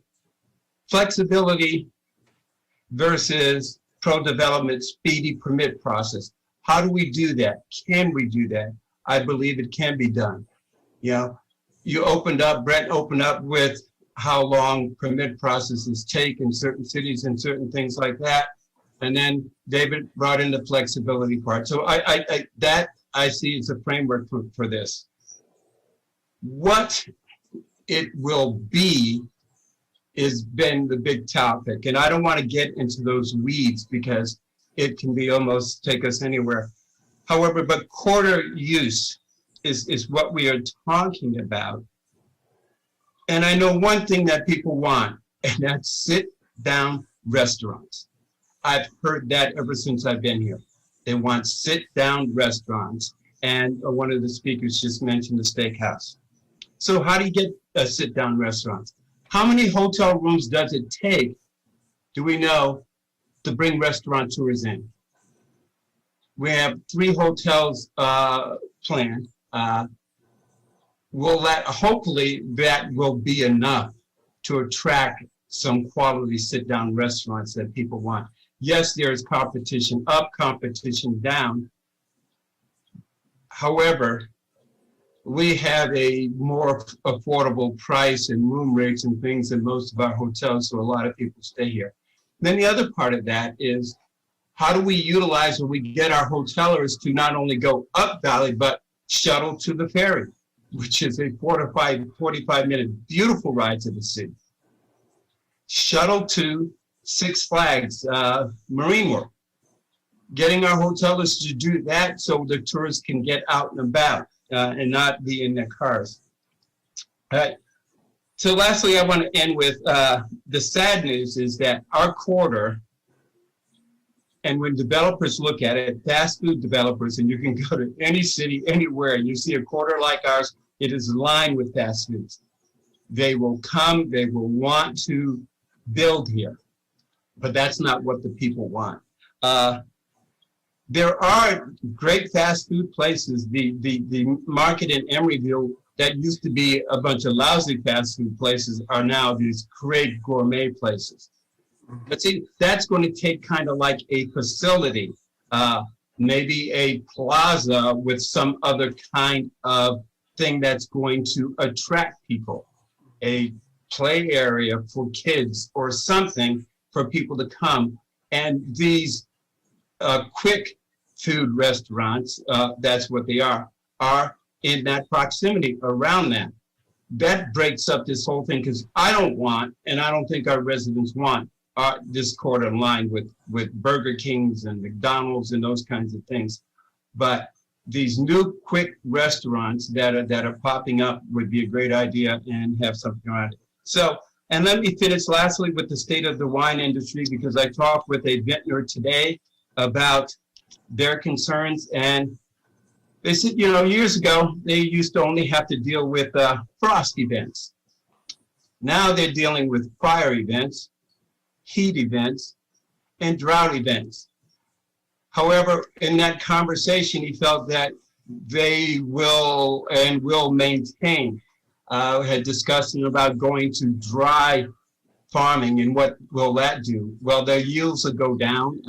The vines will, how do you say, they will become accustomed to that and change, but they won't produce the same amount of fruit. So I just want to close this with that. Yes, these things will happen, and hopefully the wine industry will, and I think they will succumb and get through this. But we also need to look to San Francisco and to Vallejo, Six Flags, for our tourist people to go to.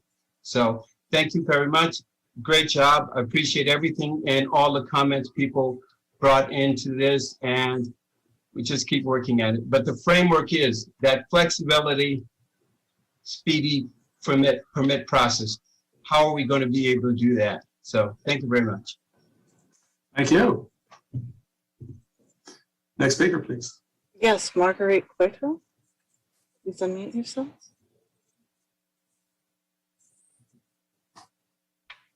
Marguerite, please unmute yourself. Can you hear me now? Yes, we hear you. Yes, I'm Go ahead. Margaret Cueto's husband. My name is Frank Coppola, and Marguerite and I moved to American Canyon 2 years ago, and we love it here. The least attractive thing, oh, before I say that, thank you, Mr. Cooper, for your presentation. It was very insightful, very well done, and thank you all for your service. When we moved here, the least attractive thing about this wonderful community is 29. And I'm going to repeat what a lot of people have said here, and I think it could be turned into the most attractive thing. I think it's precious. And I want to go back to an earlier comment that was made, I believe, by Mr. Hess, talking about the corner of Donaldson and 29, and that there's this one piece of property that's too narrow, and that the only thing that can go in there, or not the only thing, but the thing that would probably go in there and fit the size of the land is a Burger King. Well, that's another fast food restaurant. And I think there should be no more fast food restaurants on 29, no more gas stations on 29. I agree with the gentleman who spoke before me. We, my wife and I, go to 2 or 3 restaurants in American Canyon, and we support them, and we've supported them through the pandemic. But if we want to go to eat and sit down, we go to Napa, or we drive into San Francisco. It needs, as the gentleman said, more restaurants where people could sit down. But that corridor, 29, is precious, and I think it should be looked at as that. Because if you put a Burger King on that corner of Donaldson's and 29, it's going to be there a long time. If you say no to that and wait till some forward-thinking person can acquire enough land there, the pieces that they need to turn that into something else, then that's what should happen.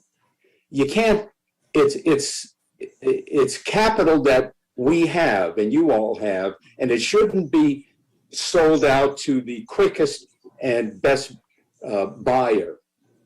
I think it's important that 29 is turned into all the wonderful ideas, sidewalks, green spaces, people in the hotels. And where do those people in those hotels go? All these hotels, I think they're just looking for inexpensive rooms while they go spend their money up in Napa.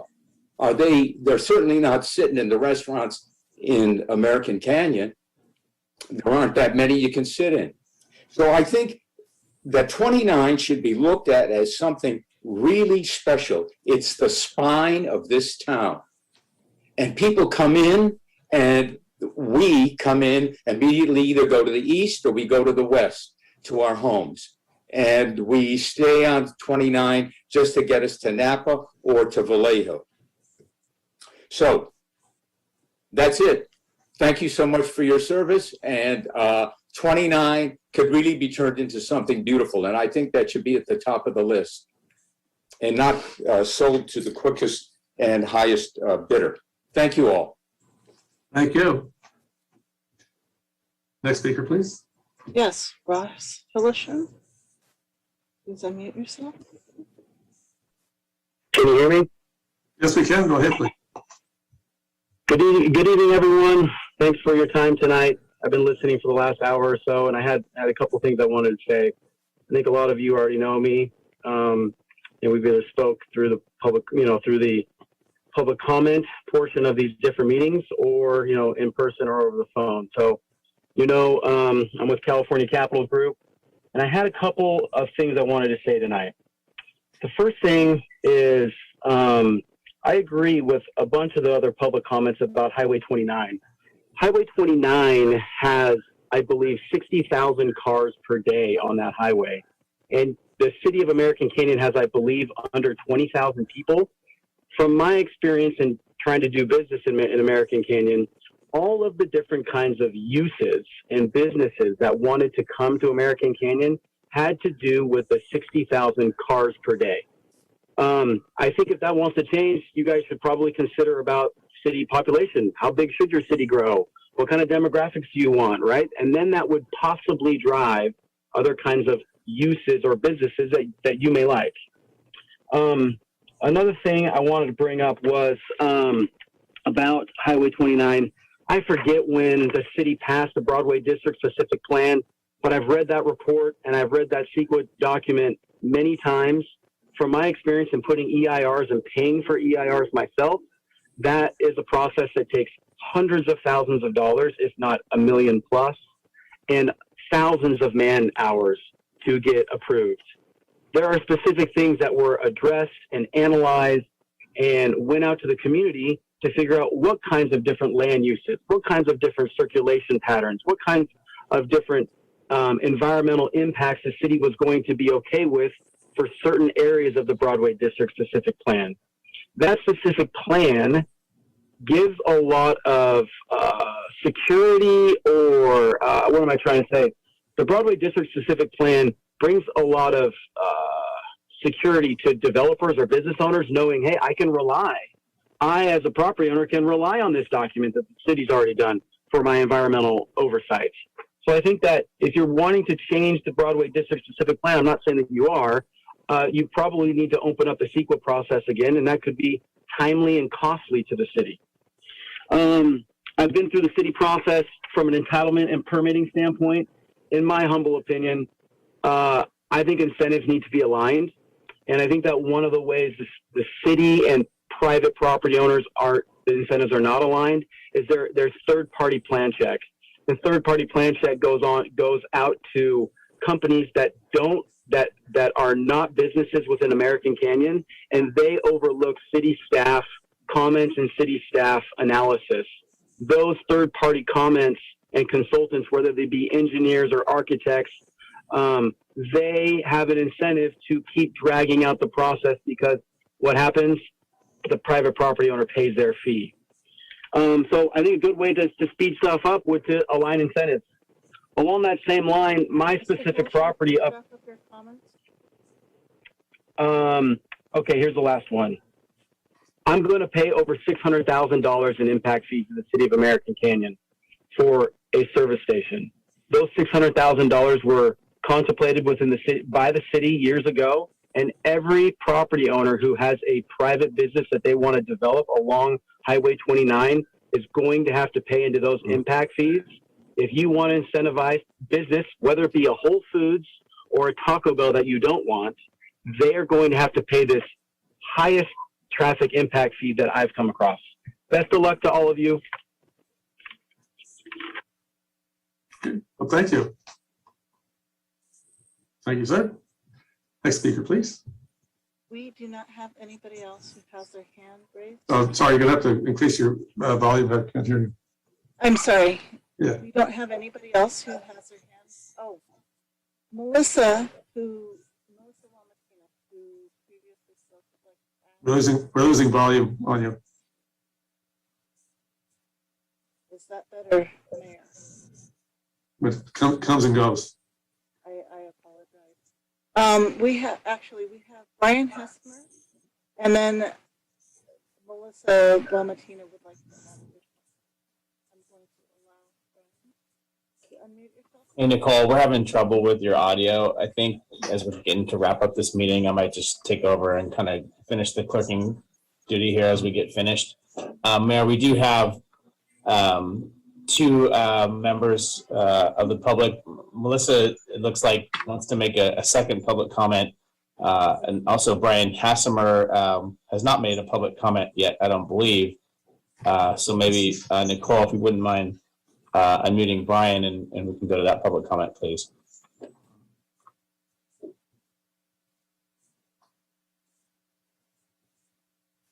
Hey there, can you hear me? Yes. Yes, we can. Go ahead, please. Hey, this is Brian Hassmer, architect, working with local businesses on a few projects right now. Thank you, Mayor, Vice Mayor, and the rest of the council members for all that you shared tonight. A question I ask myself whenever I go through a community, and I work with communities all across the Bay, other states, and I ask, how many of you walk to work? How many of you bike to work? And I don't want any of you to answer that right now, but just think about how your experience would differ if you would do that.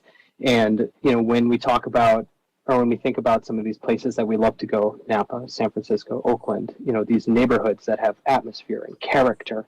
And sometimes it doesn't matter what that program or that use is, but it comes down to the design or the atmosphere that has been created by this mix of businesses.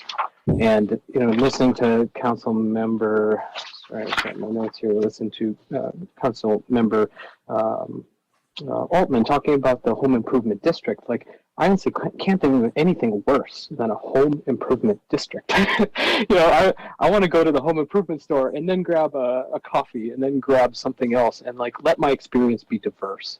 And so for all the council members, Councilmember Orwell, who talked about flexibility and that the power lies in your land use. And for the rest of that, you need to dig in and talk to us, talk to the architects, talk to your developers that are presenting these projects and say, dig deeper with your architect. The California Capitol guy was the only guy who used the word architect tonight. None of you said architect. Think about the designers. Think about us with our sensitivity and our training. We dig deep on this every single day, and we want to create an atmosphere and a place for you guys. But if you forget us from the conversation, how can we help? So, think about the diversity. Think about your flexibility. What atmosphere do you want to create? And talk to Director Cooper. Ask him for his list. Who's presenting projects? Who are the architects and engineers that are already presenting delightful, sensitive work to you? And reach out to us, and maybe you bring us in on a panel and say, hey, what do you think about this? And just let us be independent third party at times, but with a dedicated, heartfelt concern and consideration for what you guys are creating in what is our home, whether you're North Bay, South Bay, East Bay, or Marin, West. It's all our home, and we really want to contribute. So my request is that you keep the architects in mind. Keep the planners in mind, keep the landscape architects in mind. We're the ones that are going to help you fine tune and take the capital from the developers and really make the best of it. But also get out there on your bikes, get out there and walk and see how far would you go if you had to walk to something, and let us help you with the design and push us harder, ask more of us. And that's all I have to say. Thank you. It looks like we have two additional public commenters, Mayor. Lynn, with no last name. Nicole, if you wouldn't mind bringing Lynn over and unmuting Lynn, please. You have 3 minutes, Lynn.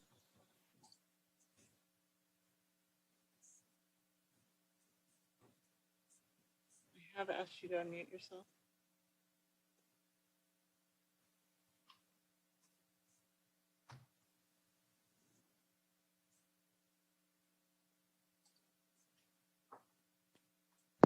Okay, now can you guys hear me? Ken, go ahead, please. Oh, Great, thank you. Hi, my name is Lynn Duffield, and my husband and I have resided in American Canyon for 23 years now. We love the city a ton, but the one thing all of us moms and in the Moms Club have always been concerned about is that we really don't have a downtown where we families with kids or just adults going out on a date at night would have a downtown restaurant that we could go to, or eateries or stores that we can go and shop at that are small, that aren't these big stores like Walmart, kind of like a downtown like Napa or what Calistoga has or St. Helena. I know in the past there was discussion about the possibility of the downtown 29 corridor becoming shops on the bottom and possibly people living up above, and it would be the whole side of the corridor up and down to try and encourage people to want to stay in American Canyon and spend their money here. And I'd really like to see that. The one thing I really don't care to see is more hotels, because I don't want us to just be a drive-through community. More gas stations, I think that would be horrible. And I know everyone's trying to eat healthier, so to see more fast food restaurants come to the city would be a total disadvantage. I know one store that everyone's been trying to get in here and have requested, especially the moms, is Trader Joe's. I know they're probably still off the table, but if there's any possibility, just try and get them in here, or also specialty grocery stores. But the big thing is we want to make sure that our dollars stay in this city, in this town, and not have them go to Vallejo, go to San Francisco, or go to Napa. So we need to, when the development and the decisions are made, we hope that everyone will be on board with making it the kind of city that people will want to come and actually stay and sit down and eat at a restaurant, where we might have some outdoor dining, off the sidewalk, kind of like they're doing in all the other towns. My husband and I just went to Benicia and went to an Italian restaurant there and ate outside at a nice restaurant. And we said, wow, we wish that we would have something like this in American Canyon where we could walk to it. So one last thing I would like to say, it would be very important too to also have sidewalks with safe crossing for all of our children that are going from one school to the next or from school to home to cross the busy intersection of Highway 29, whether it's an up and over overpass for the busy 29 or something that's safer to get them across. But sidewalks are definitely needed, and we need the aesthetics to be improved so it's a beautiful drive-through of Highway 29. Thank you. I appreciate all the time you have all put in to try and make American Canyon better, and I look forward to what it can become. I hope everyone's input here has helped you maybe take into consideration what other people that live here are thinking about. And I kind of represent some of the moms in the Moms Club that we've all talked about it in the past. Thank you very much. Hey, thank you. Thank you, Lynn. We have one more speaker, Mayor. The speaker's name is Al Shahagi. If you wouldn't mind bringing Al over, please, Nicole. Yes, please unmute yourself.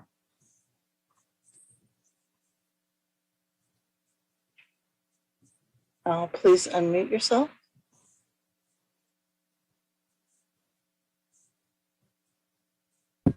Hello, can you hear me? Yes, can. Go ahead, please. Good evening, Honorable Mayor Garcia and Planning Commission and City Council.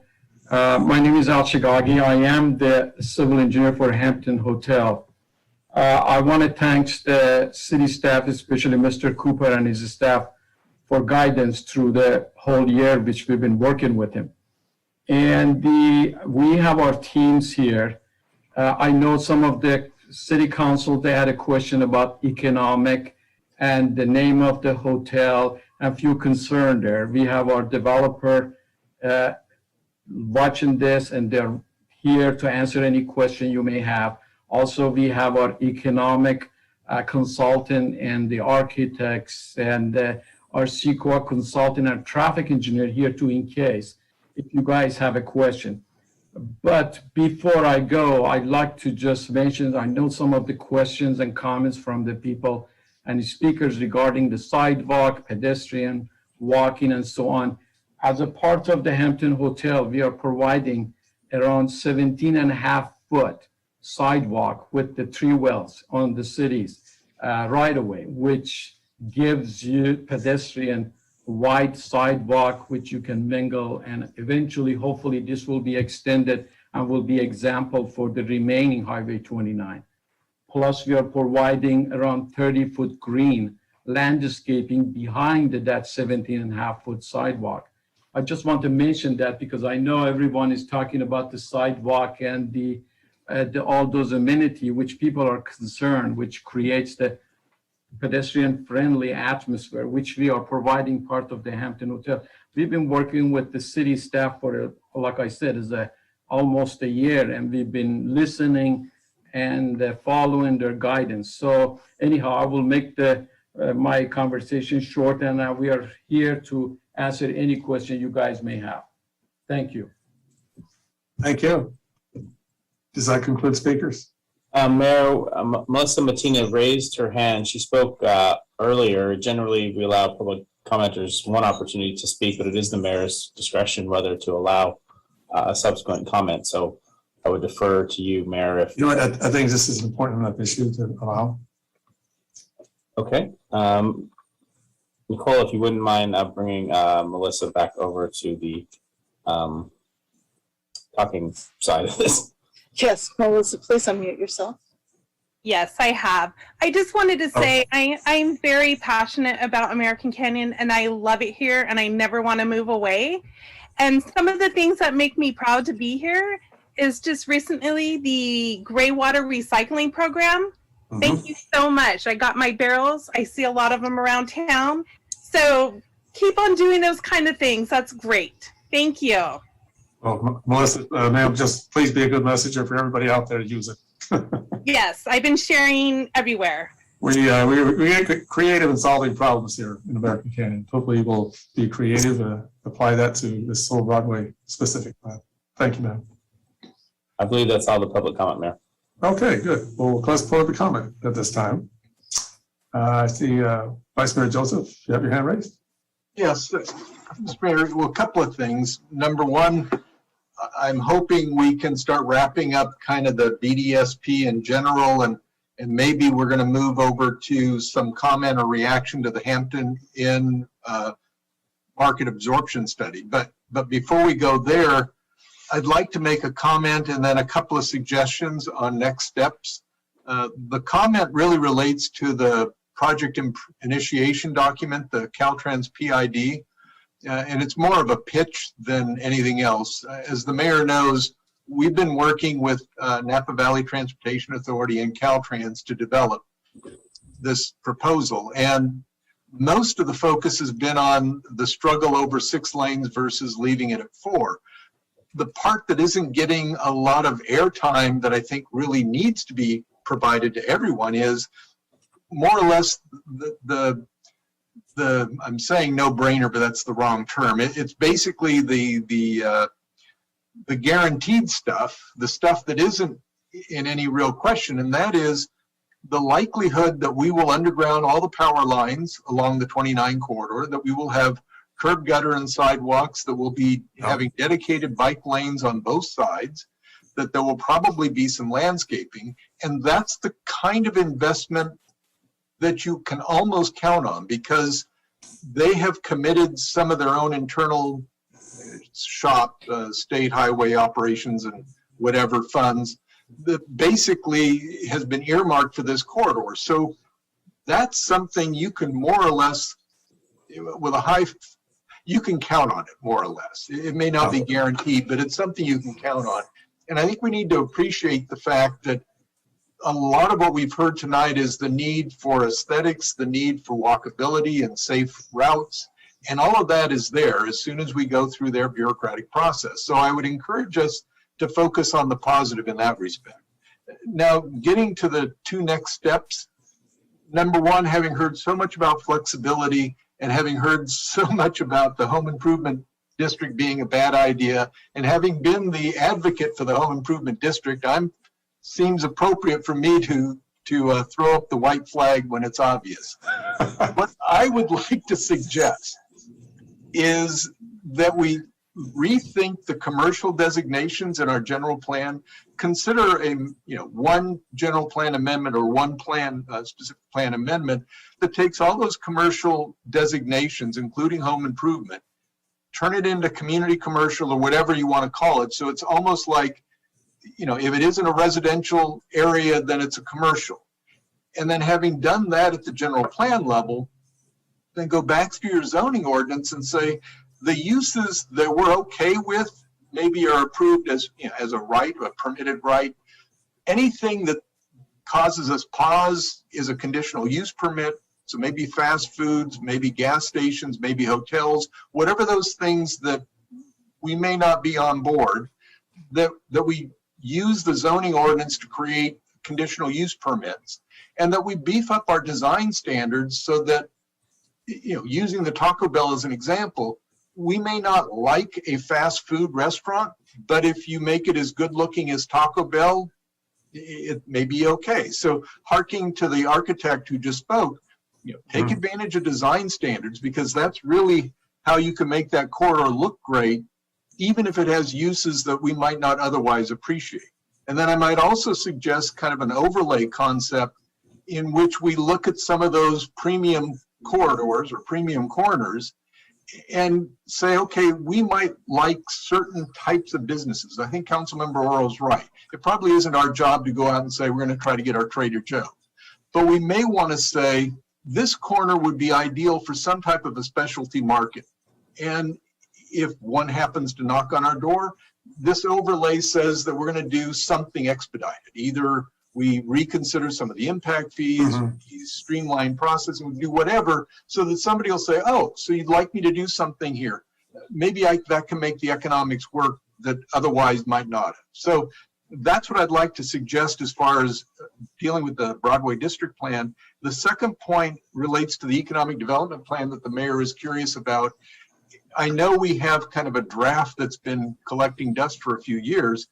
I would like to suggest that we revisit it with maybe 4 principles. The first and foremost being infrastructure, because I think you're right. If we build infrastructure, it will make things happen. So there ought to be a delineation of what infrastructure we'd like to see. The second would be business viability, a combination of what we think would work here based on our size and our interests vis-a-vis the physical constraints. As Rick has pointed out, we have a fault line going through, you know, most of the west side. So it kind of limits what we can do, or small parcels. And so when you merge the physical constraints with what the market could support, you may begin to identify a limited list of things that work. Then continue streamlining the process, either explore revisiting the third-party plan check, or maybe revisit the plan check process where perhaps we identify, you know, we go through and analyze and say, for this fixed price, I will do your permitting based on certain assumptions. If, you know, if you submit a complete package, we will submit a fixed dollar amount. So there is no, even no appearance that the consultant is simply dragging his or her feet to make more money, that we would provide a fixed contract. That way, if we screw around, it'll cost us, not the developer. And then lastly, of course, marketing and branding, but that's almost kind of like after the fact, really focusing on infrastructure, feasibility, and streamlining the process. So that's what I'd like to suggest on the Broadway plan and for an economic development in general. Thank you. You raised some very good points there, Vice Mayor. You know, but again, today, you know, we hear a lot about flexibility, but then we hear from the public, don't want gas stations, don't want fast food. So there's no, apparently from the public's perspective, there's no point for hearing. There's no flexibility around that. You know, so I think we have to bear all those in mind, but appreciate the fact that the recognition that we do have an economic plan, just got a lot of dust and spider webs on it, I'm sure, from sitting in wherever that closet it is. But really, that's how we're going to make this thing work. Is got to come up with a plan. Just can't,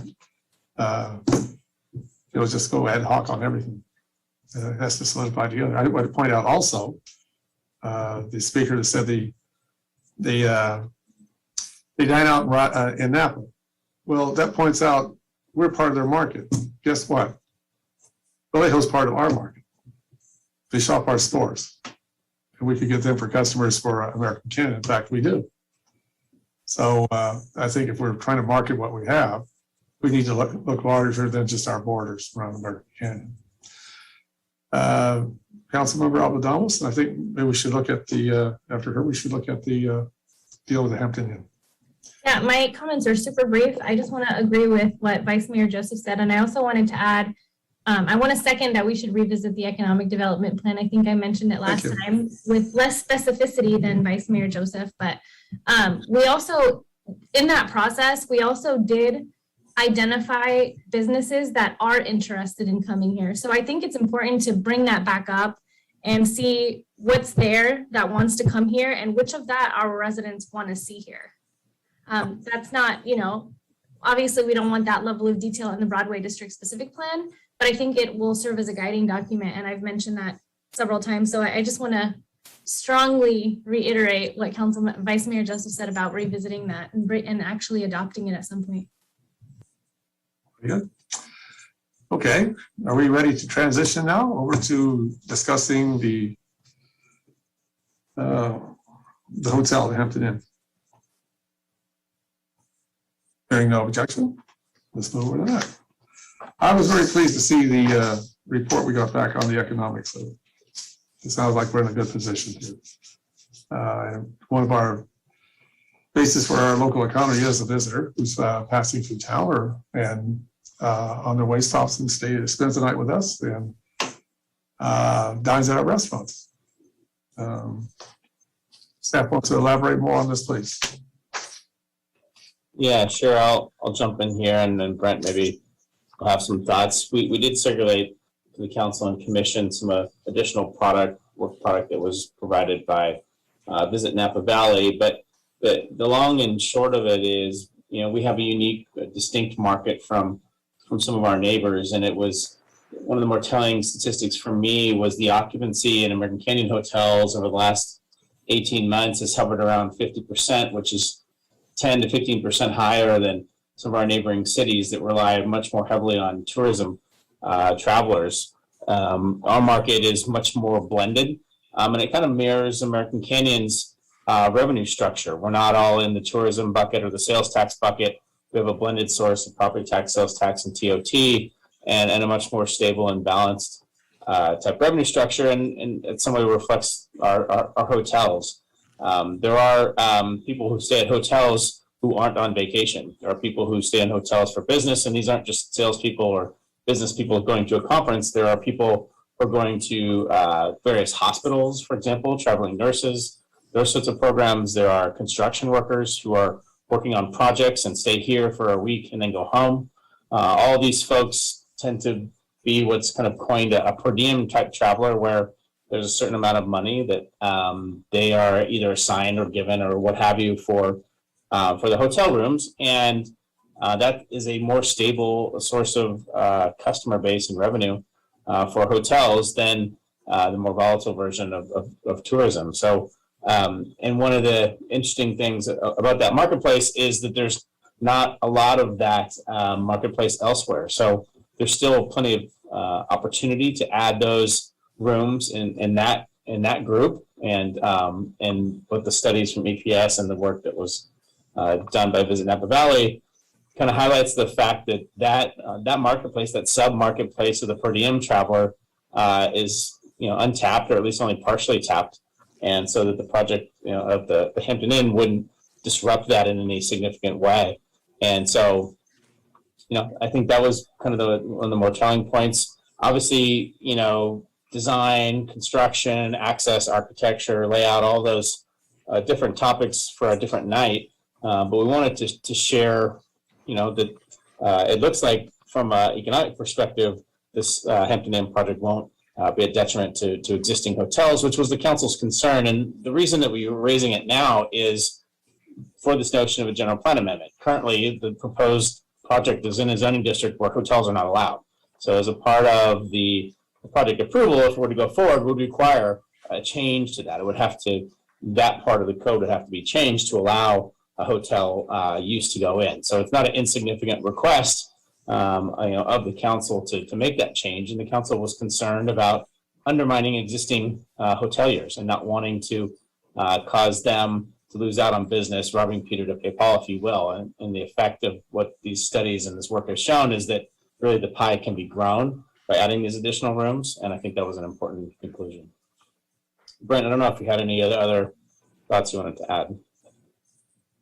I think you covered it very well, Jason. Thank you. Hey, oh, let's see, Councilman Earl has his hand raised. Yeah. So what do you want from us tonight, staff?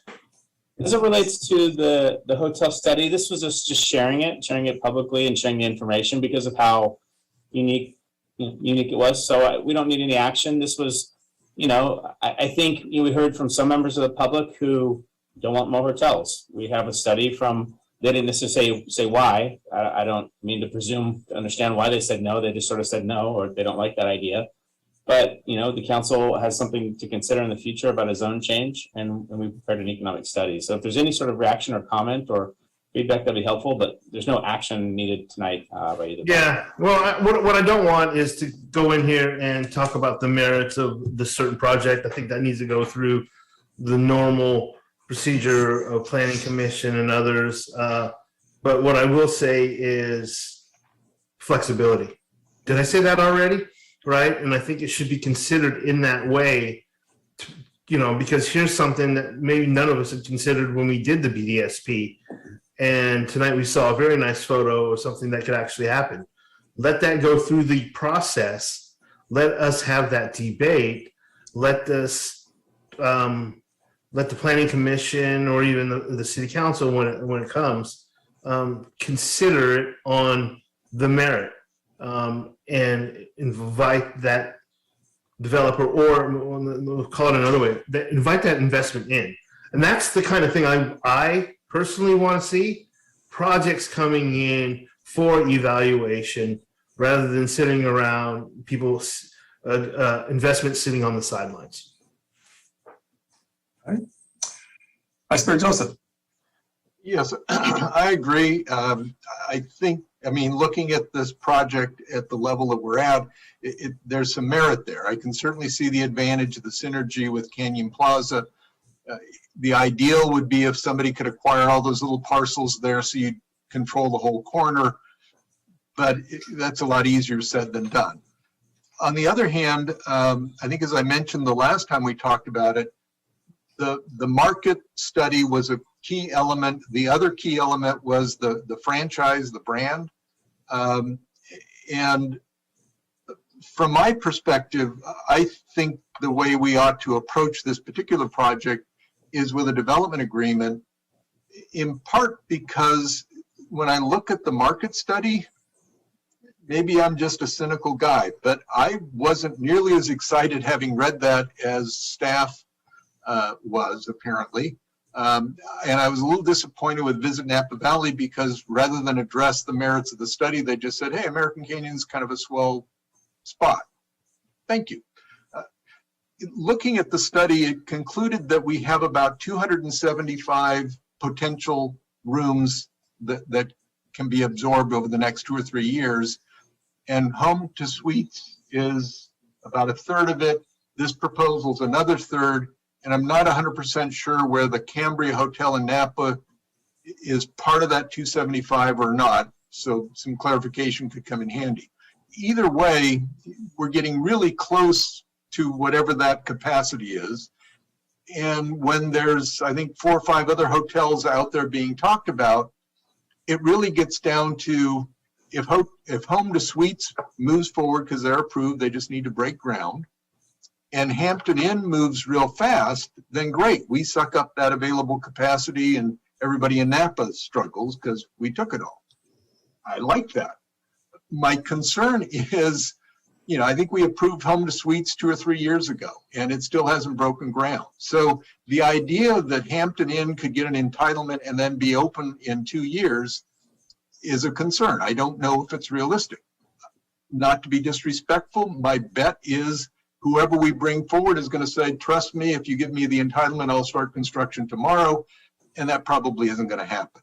So part of why I think a development agreement would be appropriate is to confirm that we get a Hampton Inn or better, and to basically say, you're going to want some incentives from us.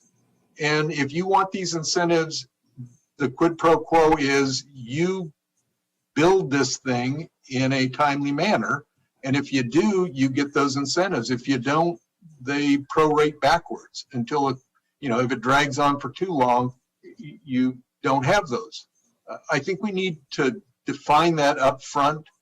Otherwise, we're going to approve something because we all believed it was going to be something, and then it doesn't. And then next thing you know, we have no legal basis to do what we thought we were going to get and shrug our shoulders. So for me, I have a concern with the study. If you look at page 38, it shows a graph in which in prior years we were kind of stable, but forward we're going to grow at 7.5%, which just conveniently creates the room capacity that we need. It would have been more persuasive if we had seen a growth that was stopped because of the pandemic and now we're back. But it looked more like we had kind of a stable pattern collapse because of the pandemic. And now it's just going to grow at 7% because that's the number we needed. So I'm a little concerned about the methodology. I know EPS is on the line. I'm sure they're ready to say that, I have no real credentials, but that's the whole beauty of a public forum. So those are my concerns on Hampton.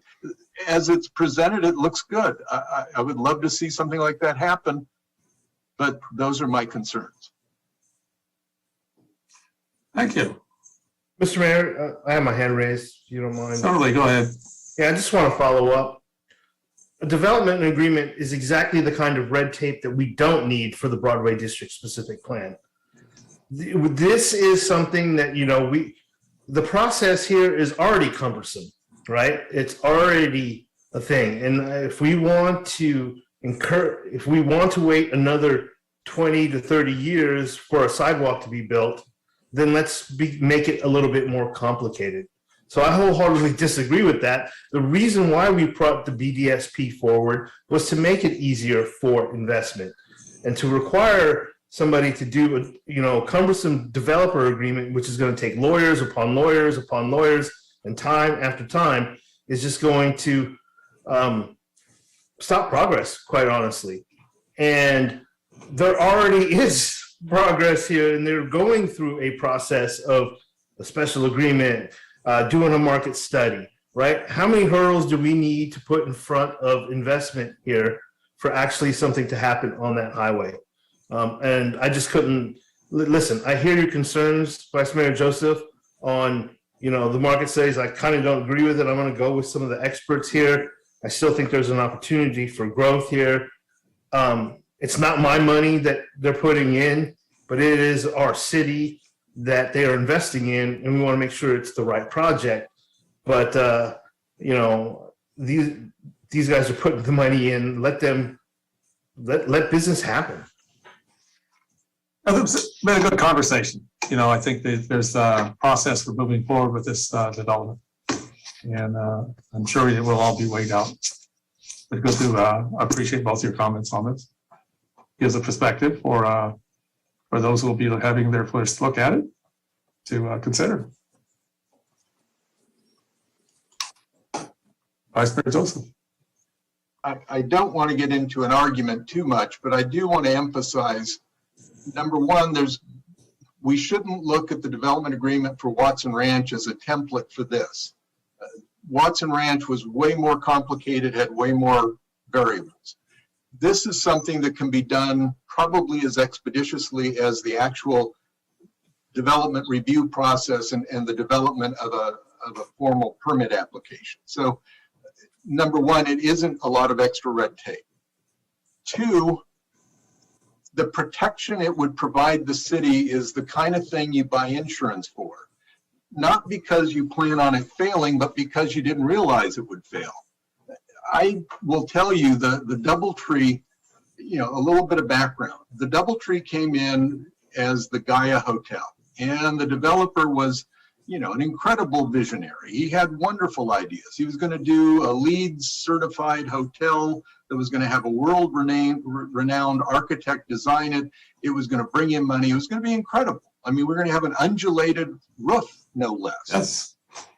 As we went through the process, we discovered that an undulated roof is incredibly expensive. So what we ended up with was a boxed building with an undulated trim. Not quite the same thing. Eyebrows on the building. Right. And we offered incentives on the TOT. if he could build in a reasonable time, he couldn't meet those deadlines. We had to work back, and do a lot of negotiating. So the point I'm getting at is it's easy to say, well, this is the developer's money. I'm going to rely on the experts. And I will tell you my own personal experience, having gone through a couple of hotels, is it's never the way you think it's going to be. And a development agreement is very effective because it gives us certain rights in exchange for their entitlements. And it also scares off the people who are just looking for an entitlement that they're going to go ahead and sell. It gives us protections just in case.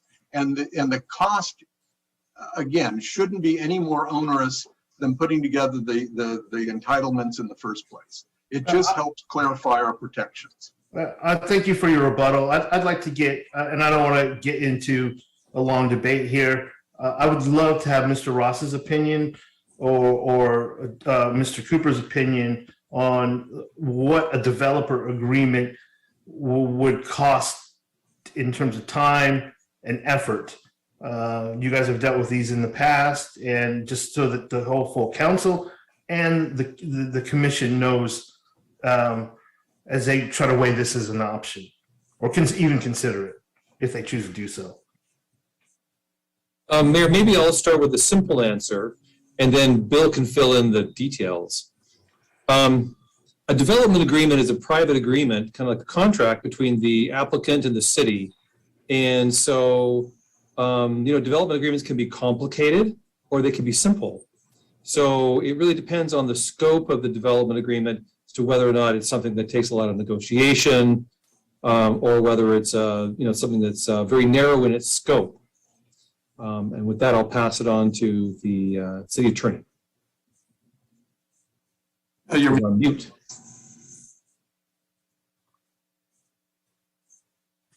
There, can you all hear me? We can hear you now, yes. Go ahead. All right. I think the concepts that I think are important when you evaluate a development agreement are what is the benefit to the city over and above what you could require as conditions of approval for the specific use. One of the purposes of the Broadway District Specific Plan was to come up with guiding principles more definitive than the general plan that we had in place, to provide those incentives, to set it forth with respect to the footprint of the specific plan. So a development agreement can, as Brent said, be simple or complex, but the benefit to the city, regardless of the complexity, is what additional is the developer going to do for the city that's not already required by development standards or conditions that would have to be imposed.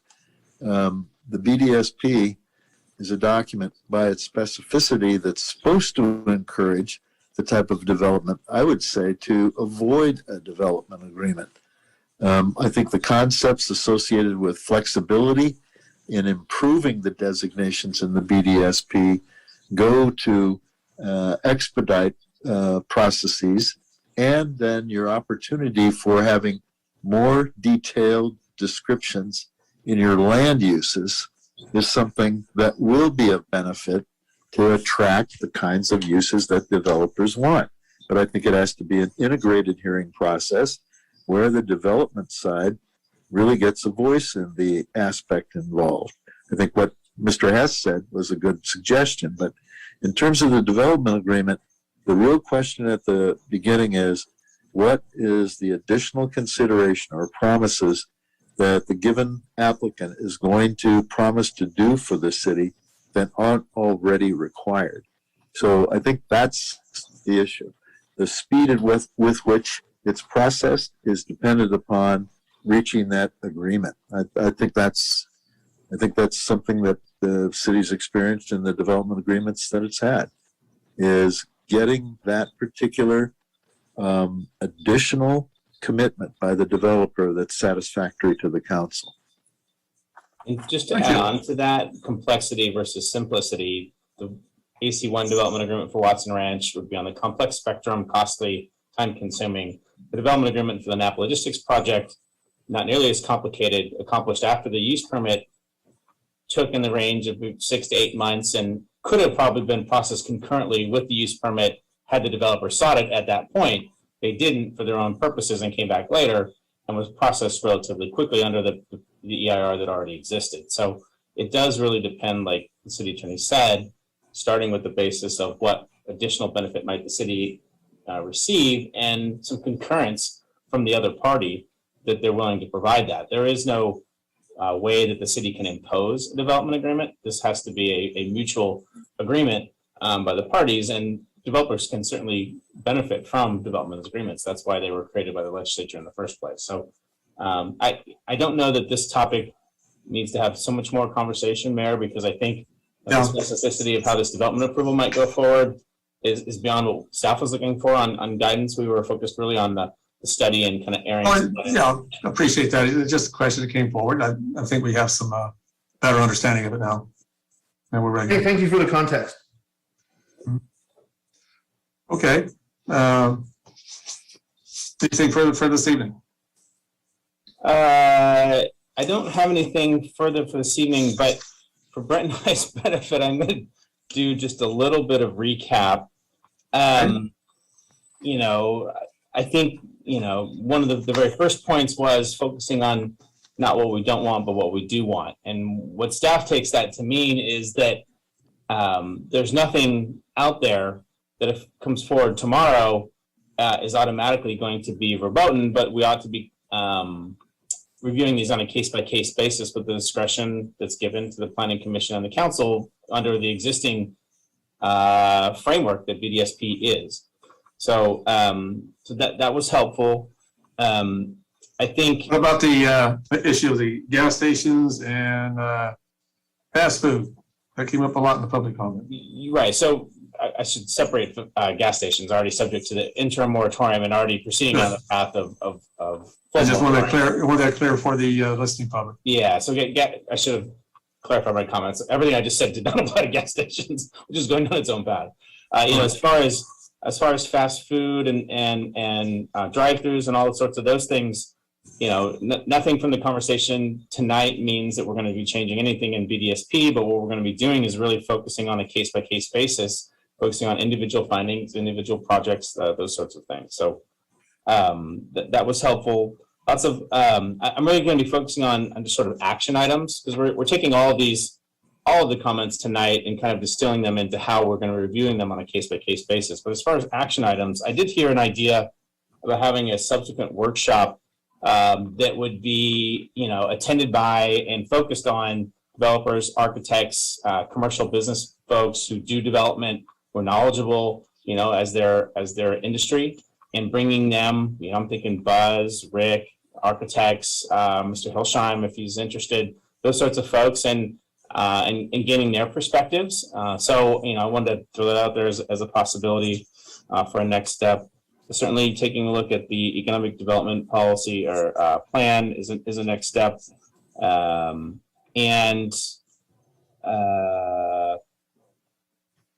Hawley, did you cover the permitted uses in certain zones? Because I think there were some comments around that.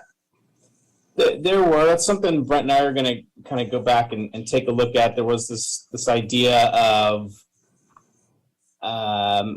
essentially going back and evaluating what is permitted or not permitted in the zones, and perhaps getting rid of the zone, the individual subzones, if you will, altogether, really making a distinction between residential and commercial, but not going any finer grain than that. So we're going to go back and take a look at that thought. And there doesn't seem to be a lot of displeasure with BDSP. There seems to be a lot of recognition that it's a good document. So Brent and I are going to need to go back and look at, you know, are we talking about small changes, or are we talking about wholesale changes to BDSP? And I don't have a sense, without, you know, digging into the document at the moment, of what that might be.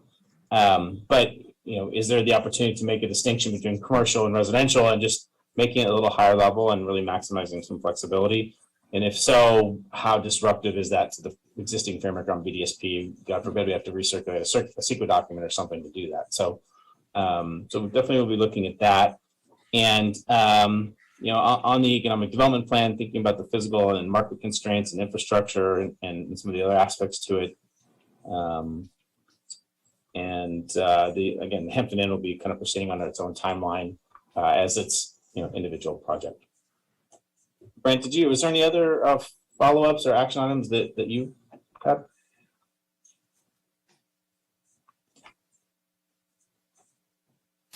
Just certainly lots of great discussion.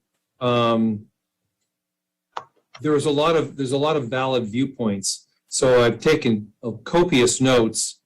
Somewhere in here, you know, as we do in practice, kind of we work out a plan that I think people can live with. And so a lot of it, I think, is taking a good hard look at the comments that we received and see where there might be grounds for some modification in different places. But I'm, like the city manager said, I'm not seeing a significant amount of concern with the Broadway plan itself. It may be key that there's just maybe a workshop for people to understand it better.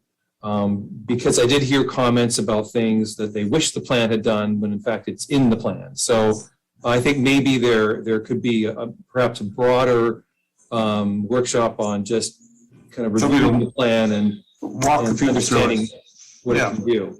Yeah, walk them through. The only other thing I wanted to add in here, Mayor, is the notion of cannabis really being a no-go in the Broadway area.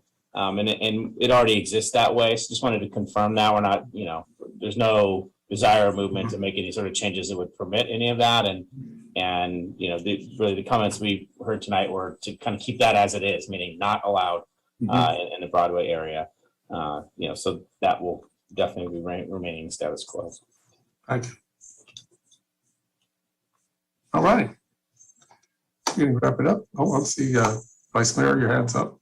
Yeah, I just wanted to make the comment that having criticized the EPS study, I noticed someone from EPS was there, and I think it's only fair that we give him an opportunity to explain why I'm overreacting. Okay. Is that something, Mayor, that we want to do? We haven't talked with them and haven't prepped them to give any kind of presentation. Yeah, I think that probably needs to be a conversation that we can take up later. To be fair, he did have his hand up before Councilmember Oro responded. I agree. Yeah. And he has it up now. It is up to you, Mayor. Public comment is your discretion at this point. I'm not seeing, is this somebody who's online? Yeah, Ben Sigmund. I'm not Sorry seeing, if I said that wrong. sorry. In the attendees list. Oh, well, I have the attendees list here. Well, then, briefly, Mr. Singh. Okay, Nicole, going to reopen public comment, and if you could bring Mr. Ben Sigmund in, that would be great, please. Mr. Sigmund, please unmute yourself.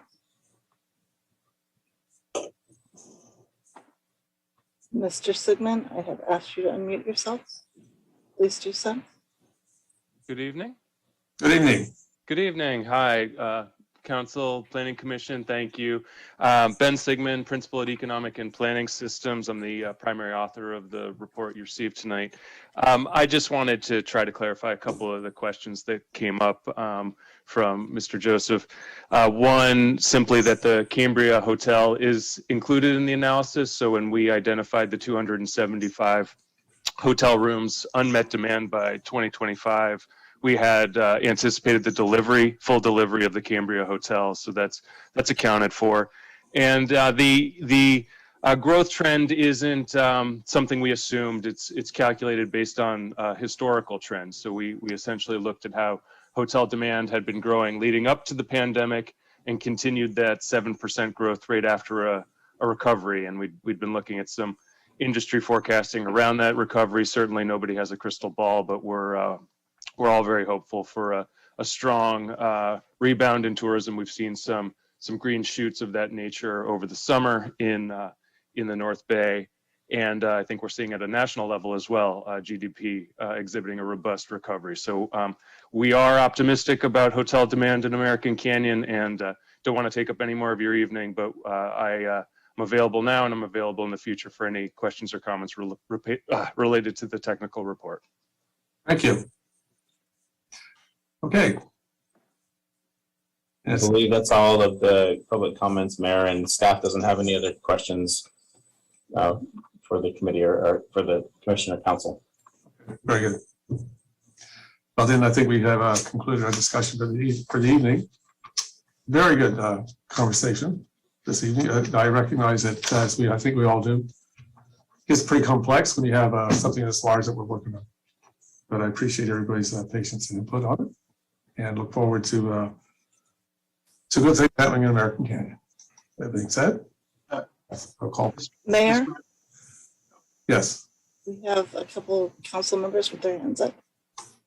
Okay, folks, we're trying to wrap it up for tonight.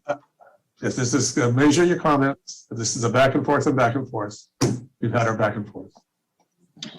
Mr. Mayor, mine's real quick, and it was just to acknowledge what Vice Mayor Joseph mentioned earlier. He just wants to acknowledge that today was Fran Lemos's birthday. Fran Lemos's birthday. I wrote it down here. I was just getting to that. Okay, thank you. That was my point. Sorry. I'm just trying to maintain decorum here, folks. That's all. All right. So that being said, happy birthday to Fran Lemos. All right, I don't think we'll put people on the spot by saying it, but we will wish you a happy birthday, Fran Lemos. It's probably getting later in the evening, and all the best. So you're certainly somebody we all look to for guidance and community spirit. So with all that being said, we are adjourned. Good night, American Canyon. Bye. Good night, everyone. Take care.